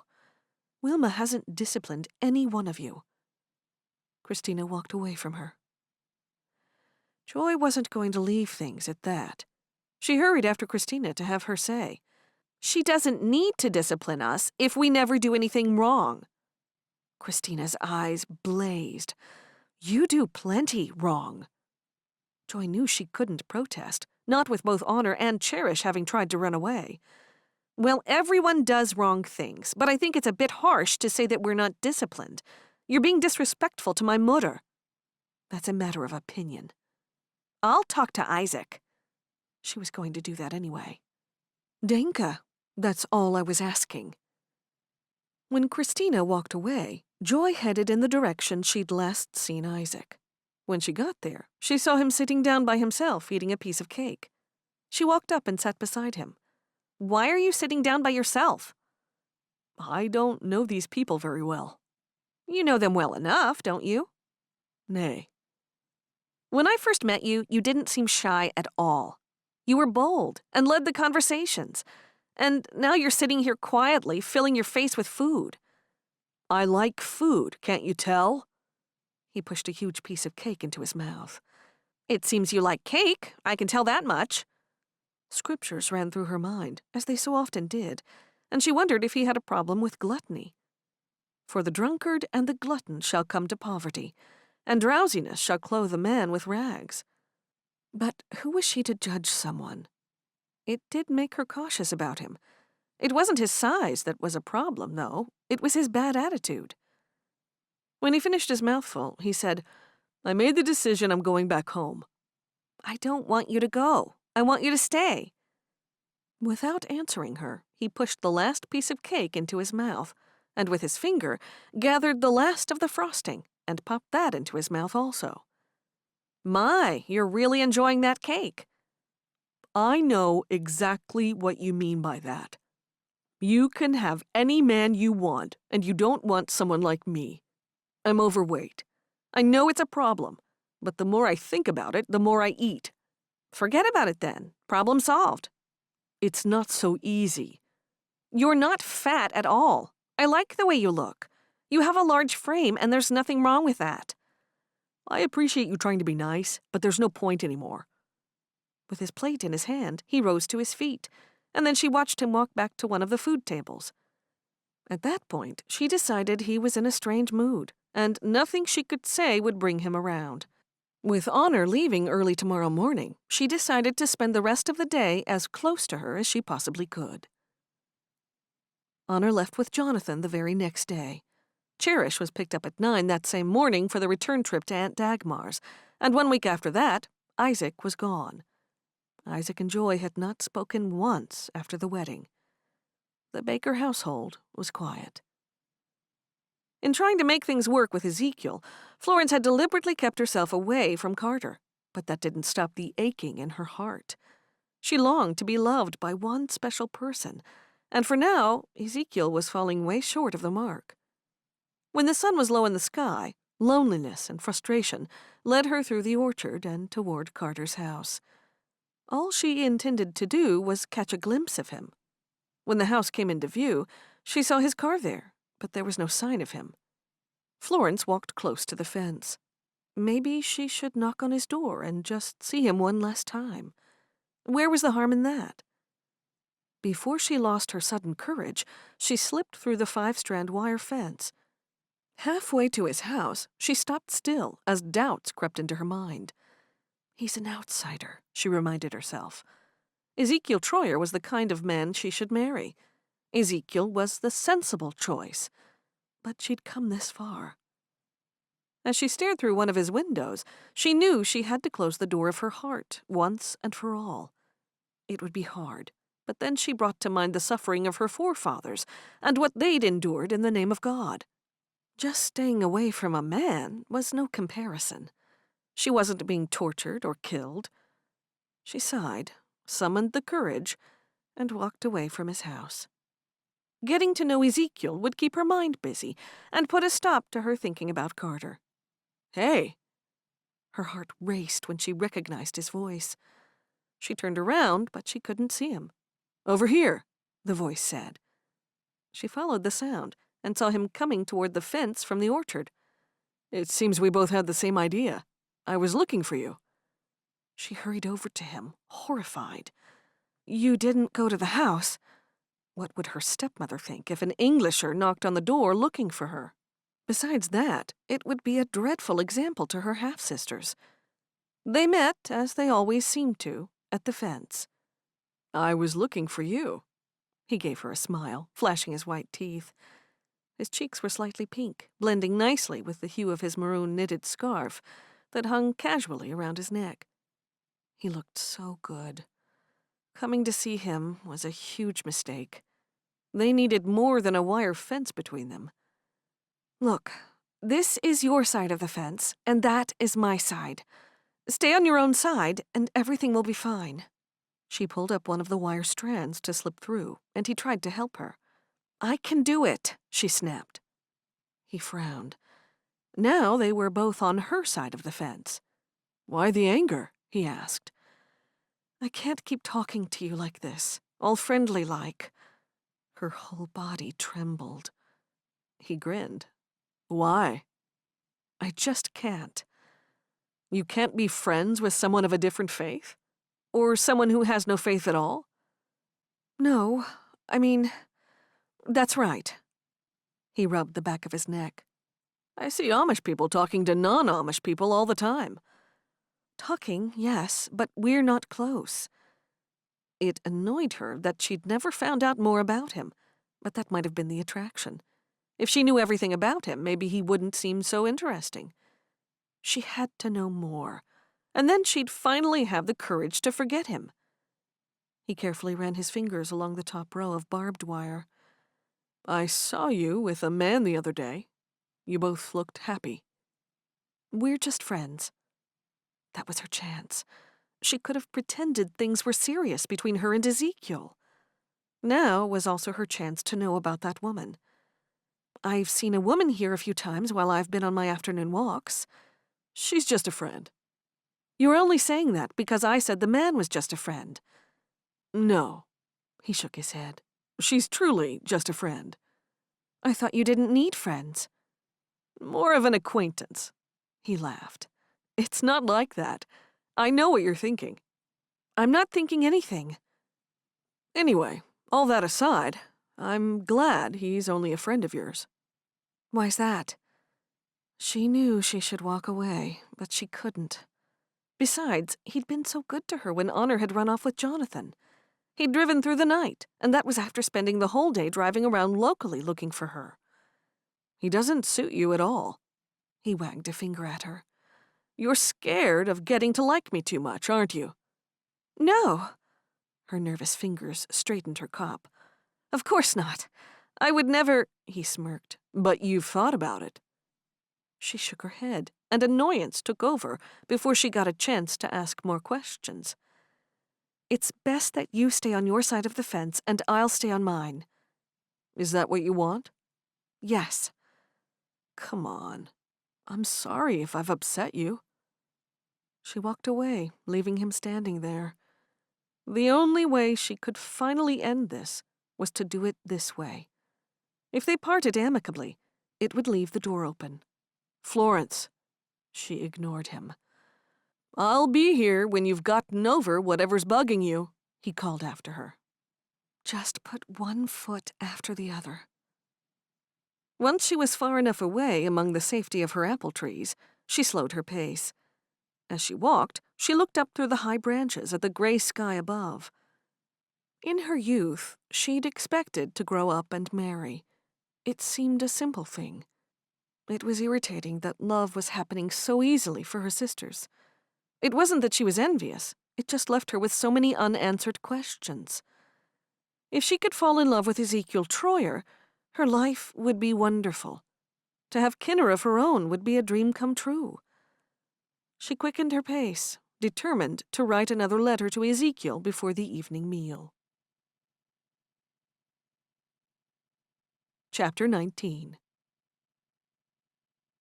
It was months after Honor and Jonathan's wedding, and everything had returned to normal. A new version of normal in the Baker household. Another apple harvest had come and gone, this time without 3 of Florence's half-sisters. They no longer had the stall at the farmers' markets and concentrated their efforts on their shop down by the road. Florence had kept her word and sent regular letters to Ezekiel Troyer, but his letters were fewer than what she would have liked. It was hard to develop a meaningful relationship without regular contact. In his letters, he'd asked more than once if she'd come to see him. It would be difficult to leave the orchard, but Florence was starting to realize she had to make some effort. Her best friend Liza now had her second baby, another boy, a brother for Malachi. It was the best moment in Florence's life to witness a baby coming into the world. First off in the labor came Liza's suffering, leaving Florence utterly helpless, not knowing what to do other than look on. Nothing gave Liza comfort until the hours of those first stage contractions passed. When the urge came to Liza to bear down, it wasn't long before the baby boy slithered out. Everyone was in tears. Florence hadn't been prepared for the miracle to be so impactful. It was a moment she'd remember forever, and was grateful her very best friend had shared that special moment with her. It was a true gift. She hoped Liza would be at her own baby's birth one day. Florence had some serious catching up to do with Liza, who was 2 children and 1 husband ahead of her. But for that to happen, she needed her own man. That was another reason to make the effort to visit Ezekiel. It was late one night when she was sewing with Mom that she raised the subject of Cherish. If she'd learned her lesson, there would be another pair of hands to fill in for her when she visited Ezekiel. When do you think would be a good time for Cherish to come home? Mom jerked her head up from her sewing. I was thinking about her just now. It's like you heard my thoughts. She hasn't been writing those pleading letters for a while now, and that's making me nervous. Yeah, I noticed her letters had stopped. Why don't you call Dagmar and find out how Cherish has been doing? We can both call her tomorrow and say happy birthday to Cherish. That is, if they hear the phone in the barn from the house. That's right. It'll be her birthday. How could I have lost track of that? I guess because she's not here. I know Cherish will be upset that she won't make it back for Joy's birthday and for hers. Joy's birthday was the day after Cherish's. They were 1 day off, being born exactly 3 years apart. She should have thought of that before she started chasing someone far too old for her. Florence nodded in agreement as the words brought the memories back. As they sat quietly by the toasty, crackling fire, her thoughts turned to Carter. She hadn't seen him for months. He still lived there. She knew that because she often saw his car there. What are you thinking about with that faraway look in your eyes? Nothing. Well, I was thinking how peaceful it is tonight. I wonder if it will ever be like that again once Cherish returns. Florence giggled. Let's enjoy it while we can, shall we? Mom smiled and nodded. They called Aunt Dagmar the next morning, but there was no answer. It wasn't until the nighttime that they spoke to Cherish. Nothing was discussed about when she'd be allowed home. Dagmar had arranged a special birthday dinner, and Cherish was only interested in getting back to the guests. The whole day, Florence had waited anxiously for the mail to be delivered. When it finally came, there was only 1 letter in the box. It had come from one of Favor's many pen pals. There was nothing from Ezekiel. On November 5th, the morning of Joy's 17th birthday, Joy stayed in bed tossing and turning. Every night was the same. She couldn't sleep for thinking about Isaac and wondering if they'd ever be back to how they once were. He'd been so easy to get along with, and then he had changed. In her mind, she'd analyzed every conversation, every glance, every action, wondering what had upset him. She must have done something. She'd written to him and even asked his sister Christina many times how he was. All Christina did was give a little smile and then change the subject. And she didn't want to get her half-brother Mark involved. He would be uncomfortable talking about the matter. She tried not to worry about it and to leave it in God's hands, but it wasn't as easy as she thought. Every time she managed to push it out of her head, it was there again 5 minutes later. Luke Wilkes, her sort of brother-in-law, hadn't helped matters with Isaac. Isaac was jealous, and for no good reason. She couldn't help it if Luke had shown her attention at Honor and Jonathan's wedding. His interest was certainly not returned. He was too immature, not serious about much of anything. Maybe everyone was right, and she would be like Dagmar and remain a spinster forever. Passed by, overlooked, and forgotten about. At least she'd have memories of Isaac and the times they once shared. If only he'd stayed the confident, carefree man she'd first met. Then it occurred to her that he might have a girlfriend by now. Her stomach churned. Surely she would have heard about it if he'd gotten married. There was nothing she could do but trust God that he had a plan for her life. For all her preaching at others over the years, she was failing dreadfully in the trusting department. Why was such a simple thing as trusting so hard to do? Joy had taken over Mercy's old bedroom, and she just happened to look out the window to see Isaac getting out of Christina and Mark's buggy. She could barely believe her eyes. He's back. Her heart felt like it had stopped for a moment. She put a hand to her chest and then sat down, as though frozen. If he's here, that means he doesn't have a girlfriend and he's not married. Or is he coming to tell me he is getting married? Surely not on my birthday. No, he was there to make up for lost time, to make amends, maybe to apologize because he realized she had done nothing wrong. She already had on her best dress for her birthday and one of Christina's specially sewn cops. She blew out a deep breath and walked down the steps in just enough time to hear Christina say, "We had an unexpected visitor today, so we thought we'd bring him along. I hope that's okay." "Isaac, it's nice to see you again," Mom said. She paused on the steps, and he looked up at her, and then everyone else faded into the background. "Joy," he said, as he stood there staring. "Hello, Isaac." She continued walking down the steps, feeling like she was floating. "Happy birthday." "Denka, you are staying for dinner, aren't you?" He nodded. "That's why I've come." He handed her a slip of paper. "What's this?" "Read it." She slowly opened it and read it. "I'm sorry for what I've done, and I'm sorry for the time that we've been apart." Her heart melted. In one moment, all the heartache was gone. She folded the note over. "I'm sorry, too." "Why don't we make a new start of things?" He grinned. She stared at him. Why was he back now all of a sudden? Had he been dating another girl and she'd rejected him? That would explain Christina's behavior and the way she always avoided answering questions about him. "What do you say?" She realized she hadn't answered. "Yeah, a fresh start." "I can't change my weight. For starters, I've got big bones." "Why would you want to change your weight?" "For you." "Nay, I like you just the way you are." She nearly said the word love, but wasn't prepared to say that word unless he said it first. She'd been disappointed by him once and didn't want a repeat. "I've been miserable for months. Just ask my whole family." She was pleased to hear it.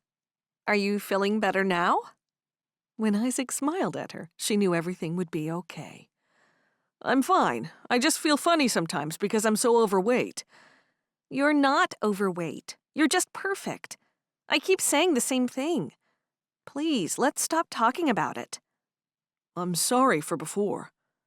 "That's fine. Forgiven. And there's no need to ever feel anything like that. To me, you're perfect just the way you are."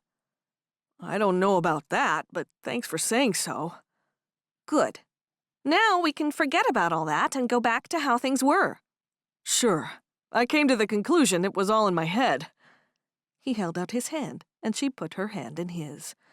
"You'll have to catch me up with what you've been doing." "I will, and it'll take all of 5 minutes because I've just been doing the same old thing over and over again." Joy was relieved he was back. If he had been dating another girl, he wouldn't have said what he just had. Even though they'd never made promises to one another, it would have been awful if she had lost him. She couldn't imagine herself with anyone else, and she wanted him to feel that way, too. I remember when I reached 17. Do you feel any older? Not a bit. They walked into the dining room, where they found everyone had gathered. Ada and Samuel, Mom's close friends, were there. They came to all the birthday dinners and family celebrations. Florence was fearful now that Isaac was back. Would Joy think she would also get married at 17, just because her older sister had? Half of her was worried. The other half really liked Isaac, and he was Christina's brother, and they'd known him for a long time. It was nice how he had surprised Joy by coming to her birthday dinner. Once dinner was over and everyone was in the living room, Ada and Florence went into the kitchen to make coffee. "Now come here and talk to your Aunt Ada." Florence laughed. She wasn't her aunt, but her stepmother and Ada were so close, she felt like her aunt. "All right, I'll just light the stove." When she had put the kettle to heat on the gas flame, she sat down next to Ada. "I think we should have a talk about something." "What is it?" "It's about Ezekiel." "He's all right, isn't he?" "He's fine, but I asked him how things were going with both of you, and he said you were still writing." "Yeah, we are." "I haven't finished yet." "Oh, I'm sorry. Go on." "He said he has invited you to the farm several times, and you find a reason why you can't go." "And the reasons are real. I'm not making them up. I'm thinking of going soon. Really, I am." "You should. He's a good man, and you don't want to let him get away." "I know." "Wilma tells me our Cherish might be coming back." Florence nodded. "We have talked about that." "That will give you more free time." "No, it won't, because I will have to keep an eye on her. Nothing ever runs smoothly when she's around. I first thought it would be good to get her back before I go away, but I just don't know." "That's only because everyone is reliant on you now. If you didn't check on everything, people would check on themselves." She leaned closer and whispered, "Even Wilma has become too reliant on you. Once you're gone, they'll realize exactly how much you do." "I will go to visit him, Ada. Dinka for prompting me. I think I just needed a little push." Ada put her arm around Florence's shoulder. "You deserve a lot of happiness, Florence. Your father and your mother would be pleased to see how lovely you've grown up to be." She stared at Ada. Her mother was so rarely mentioned by anyone. "Were you close with my mother?" Right at that moment, the kettle boiled, and Wilma walked into the room. "Florence, why don't you talk to our guests while I help Ada in here?" "Nay, Mom, that's fine." "I insist." "Okay." Florence left the kitchen and headed to the living room. It felt strange having someone else do the work in the kitchen. The only seat left was one next to Christina, so she sat down next to her. There was no reason why they couldn't get along together, and Florence was determined to make a special effort. Talking to Christina would also take her mind off what happened in the kitchen just now. Obviously, Mom had overheard them talking about her birth mother. Was she jealous of even the memory of Dot's first wife? Chapter 20. 2 days later, Florence had booked into a bed and breakfast for 1 week in mid-December, close to Ezekiel's farm. She knew he'd complain and insist on her staying at the house. She intended to refuse since his mother hadn't been well, and she didn't want to put any undue stress on the poor woman. In a letter, she sent him all the details and all the dates. 2 weeks later, she had a reply. She took it into the living room to read, unable to keep the smile from her face as she ripped open the envelope. But that smile fled from her face when she read what he had written. She looked it over again, hoping she'd somehow read it wrong. "Dear Florence, I'm sorry to say that my mother has had a small relapse. It wasn't helped by one of my brothers suddenly moving away, leaving me busier than ever. I was hoping you might be able to delay your visit. I have made some attempt over these past months to have someone look after the farm so I can come to see you. Each time, something gets in the way. Perhaps this is God's way of telling us something? I still think about my visit to you, and I have pleasant memories of you, your family, and your apple orchard. Look after yourself, Florence. Yours faithfully, Ezekiel Troyer. It was just so short. It was a goodbye letter. There was no doubt about it. What's that you've got? Wilma walked into the room with a basket of clean clothes that needed to be ironed. Florence was so upset she couldn't speak. All she could do was pick up the letter and extend it toward her stepmother. Mom put the basket of clothes down on the couch and took hold of the letter. Once she was finished reading it, she looked at Florence. Are you going to cancel your vacation? I have to. I can't really go there now after that letter. Do you think he was saying goodbye? Wilma licked her lips and looked down at the letter. It seems he thinks everything is against you two being together. It's hard with you both living so far apart. Florence felt she would burst into tears. In faith, she'd turned her back on the Englisher from next door and put all her energies into the possibility that she might one day be Mrs. Ezekiel Troyer. The problem was, she wasn't good enough for him to make the required effort. She felt fat, ugly, old, tired, and used up.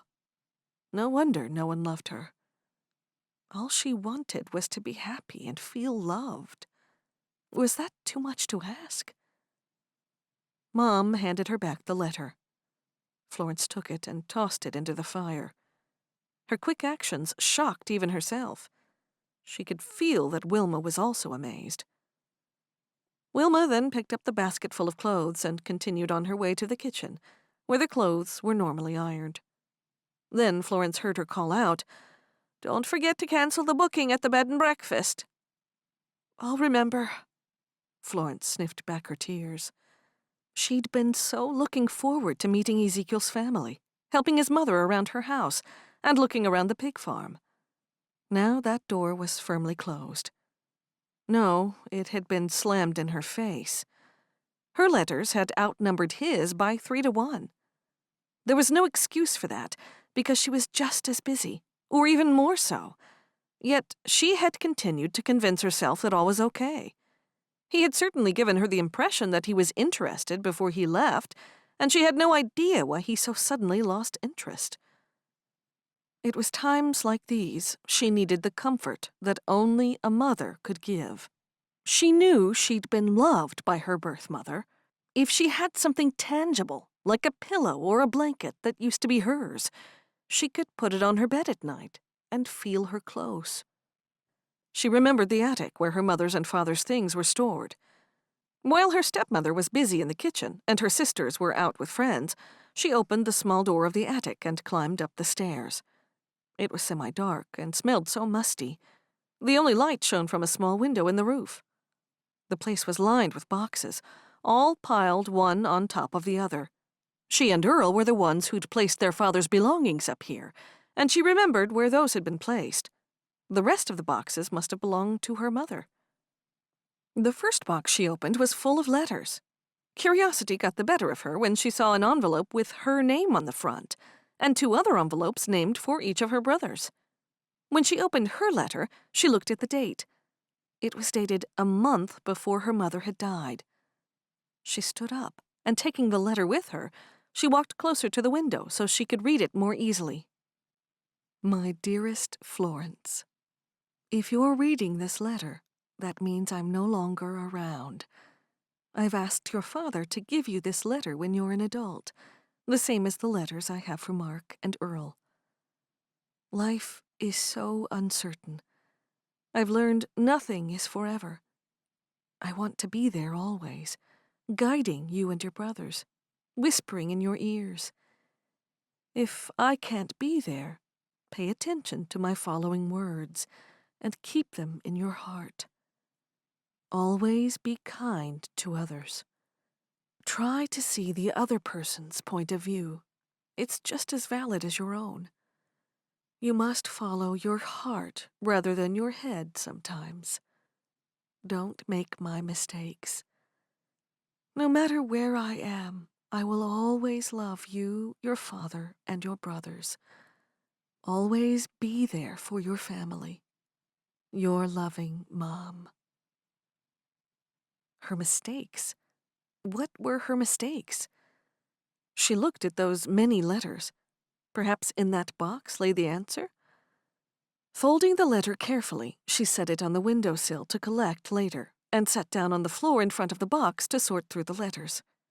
After 15 minutes of skimming through all the correspondence, she saw there was nothing helpful. At the bottom of the box, she found a key. She held it up in the half-light. It was a small key, not big enough to open a door. Then her eyes traveled to a small wooden box wedged between the cardboard boxes. She pulled it out, admiring the beauty of the wood grain and workmanship as she turned it to find the lock, and then tried the key. It opened, and there were more letters. Perhaps these were personal letters between her parents when they had been courting. When she picked up the first envelope, she turned it over and saw the last name of Braithwaite. She was sure her eyes were playing tricks on her, so she took it over to the light. Sure enough, the last name was Braithwaite, and the first name was Gerald. With her heart pounding in her head, she took out the single-page yellowed letter. Scanning the words, she saw it was a heartfelt plea. The man was pleading with her to come away with him and to leave the community. Florence dropped the letter, and her hands covered her mouth. Her own mother must have been in love with someone before she married Dot. She clutched her throat. Braithwaite. That was Carter's last name, and it wasn't a common one as far as she knew. Then she recalled that Carter had once specifically asked her about her mother. What did it all mean?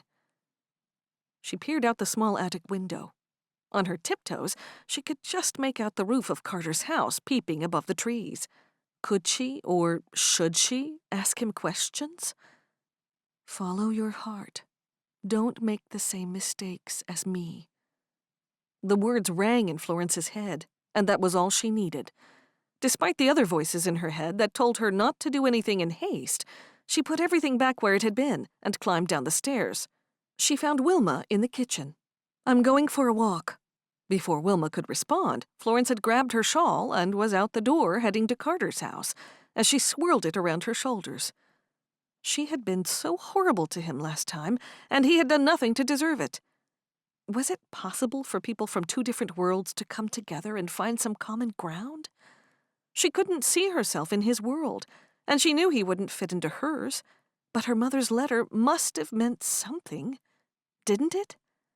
She knew there was a scripture in the Bible that said anything was possible with God. Joy would know the exact words and exactly where in the Bible it was. This morning she'd felt sadness, but now all she had in her heart was the happiness of many possibilities. Perhaps it was possible, while putting God first, to follow your heart and find your dreams.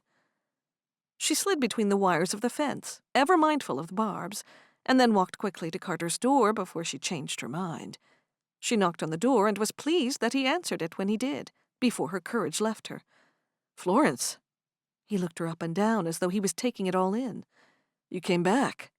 "I never left." "I haven't seen you for several months." "That's an exaggeration." She inhaled quickly, then said, "I've come to say I'm sorry. I think we parted on bad terms. I'm here to say that I'm sorry for how I acted and the things I said." "I don't remember who said what. I only know that after it was said, you hurried away and wouldn't stop when I called you back. I waited and then went through the orchard looking for you, but couldn't find you." "Did you?" "Yes. After I got over the shock of being spoken to like that." He grinned. "So, do you forgive me?" "There's nothing to forgive. I'm pleased you're here now." "I want to ask you a question." "Fire away." "You've asked me about my mother a couple of times." "Yes, and you asked me about my family. What of it?" This wasn't going to be easy. This may sound totally crazy, and maybe it is, but did you or anyone in your family know my birth mother? He stared at her blankly. "I'm not sure what you're asking." There was no way around it. She had to tell him. I was going through my mother's things today, something that I've never done before. Well, I made an attempt years ago, but it was a bit more upsetting than I could handle then, so I stopped. Anyway, I found some interesting things. There were letters from someone with the last name of Braithwaite. Those letters were addressed to my mother. Ah, now the penny drops. Is that the only reason you're here? She suddenly felt giddy and lightheaded, but she couldn't stop asking, or she might never again have the courage to ask. No, I am here to apologize, but also to find out if there's any connection between someone with the last name of Braithwaite and my mother. There obviously was, since you said they wrote her a letter. Are you asking me if there's anyone I know of in my family who wrote to your mother? Yes, that's what I'm asking. His name was Gerald Braithwaite. He blinked slowly, a few times, showing no recognition of that name. What kind of letters were they? I didn't read all of them, but they appear to be love letters. When he smirked, she quickly added, "From before my mother married my father." That's interesting. Braithwaite is not an Amish name. That's right. I don't recall any Amish person having that name, or anyone marrying into the Amish, but it's not impossible. Then it hit her like a bolt of lightning on a summer's day. Her mother had been in love with a non-Amish man. She turned her back on him and all that he represented to stay within the community, and ended up marrying her father. That had to be the mistake her mother referred to, since it followed the advice to follow her heart. Joining the dots, that meant her mother regretted marrying her father. She'd always imagined her parents had an idyllic marriage and the perfect life. It wasn't so. The real love story never happened, because her mother's heart belonged to Gerald Braithwaite. Everything around her faded, and she collapsed into Carter's arms. Chapter 21. When Florence opened her eyes, she was lying on Carter's couch in his living room, and he was kneeling beside her. She tried to sit up. "Stay there." He held up his hand. "You fainted. I'll get you a glass of water." Her heavy eyelids closed, and then he was back. He helped her sit up and plumped up some cushions behind her back. She brought the glass up to her lips and took a couple of sips. "I'll take you to the hospital to get checked out." "No, I'm fine." She wasn't really. She felt weird and drained of energy. Her fingers wrapped around the cool glass. "People don't faint unless there's a problem. Has it happened before?" "Only once, when I heard my father had died." She took a deep breath. "What brought it on?" She looked up at him, standing there with his hands on his hips. "It was the shock of going through my mother's things. I'm sure of it. It brought a lot of things up from the past." "Bad things?" "Not really. It's hard to explain. I should go home." Leaning forward, she put the glass on the coffee table. If she got away by herself, she could think things through.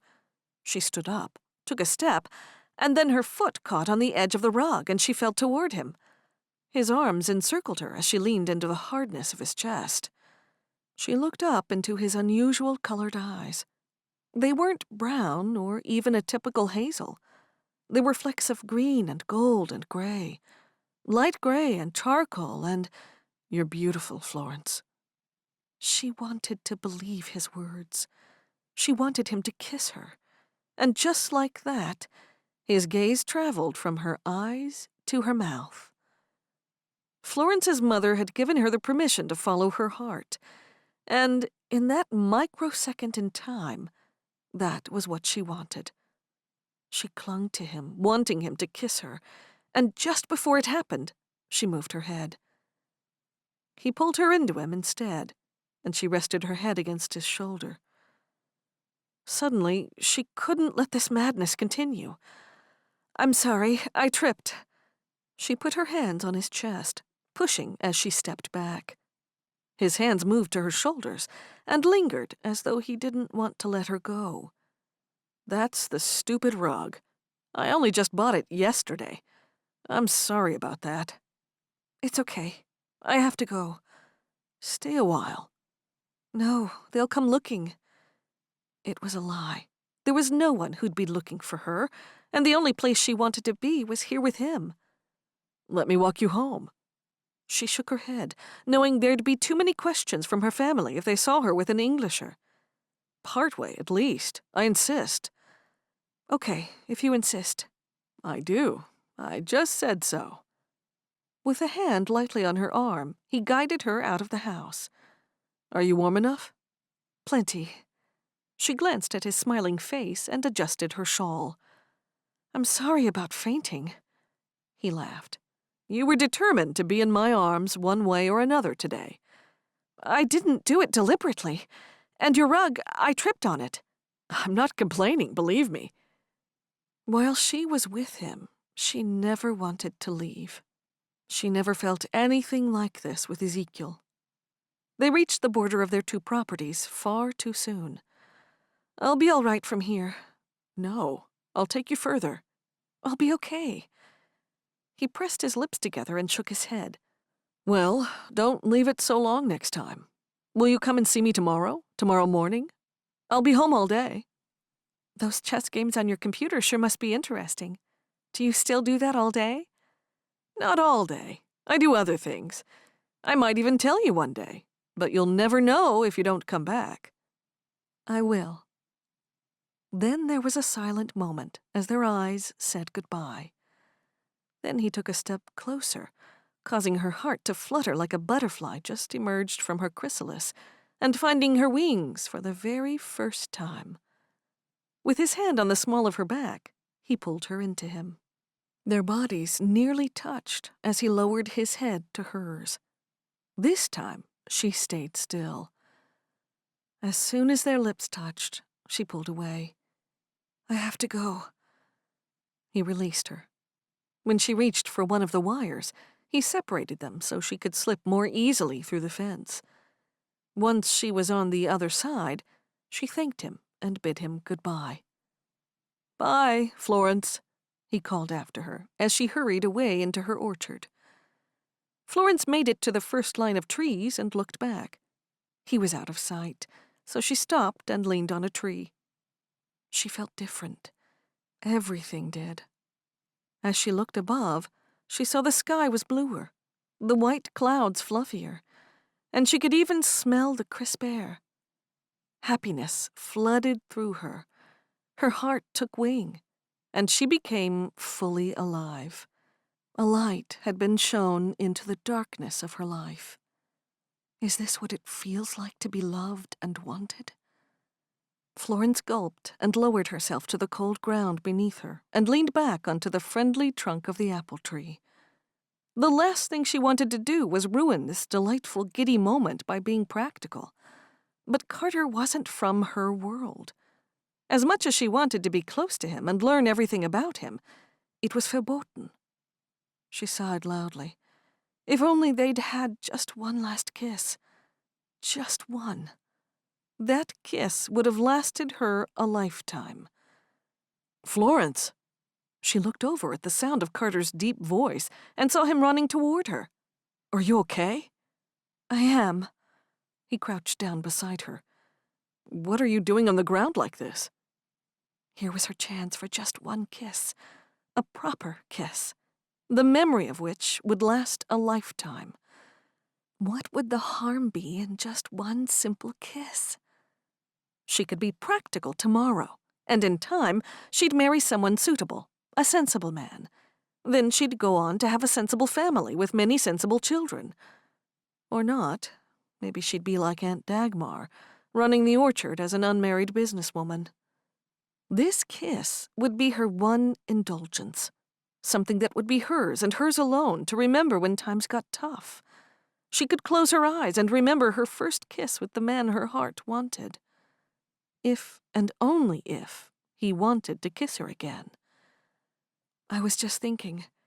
She held out her hands, and just as she knew he would, he stood, and as he did, he pulled her to her feet with him.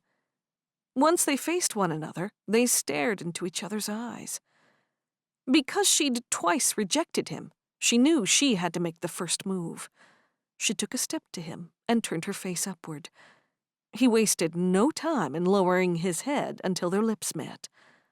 The warm, gentle, and love-filled kiss was everything she'd hoped it would be.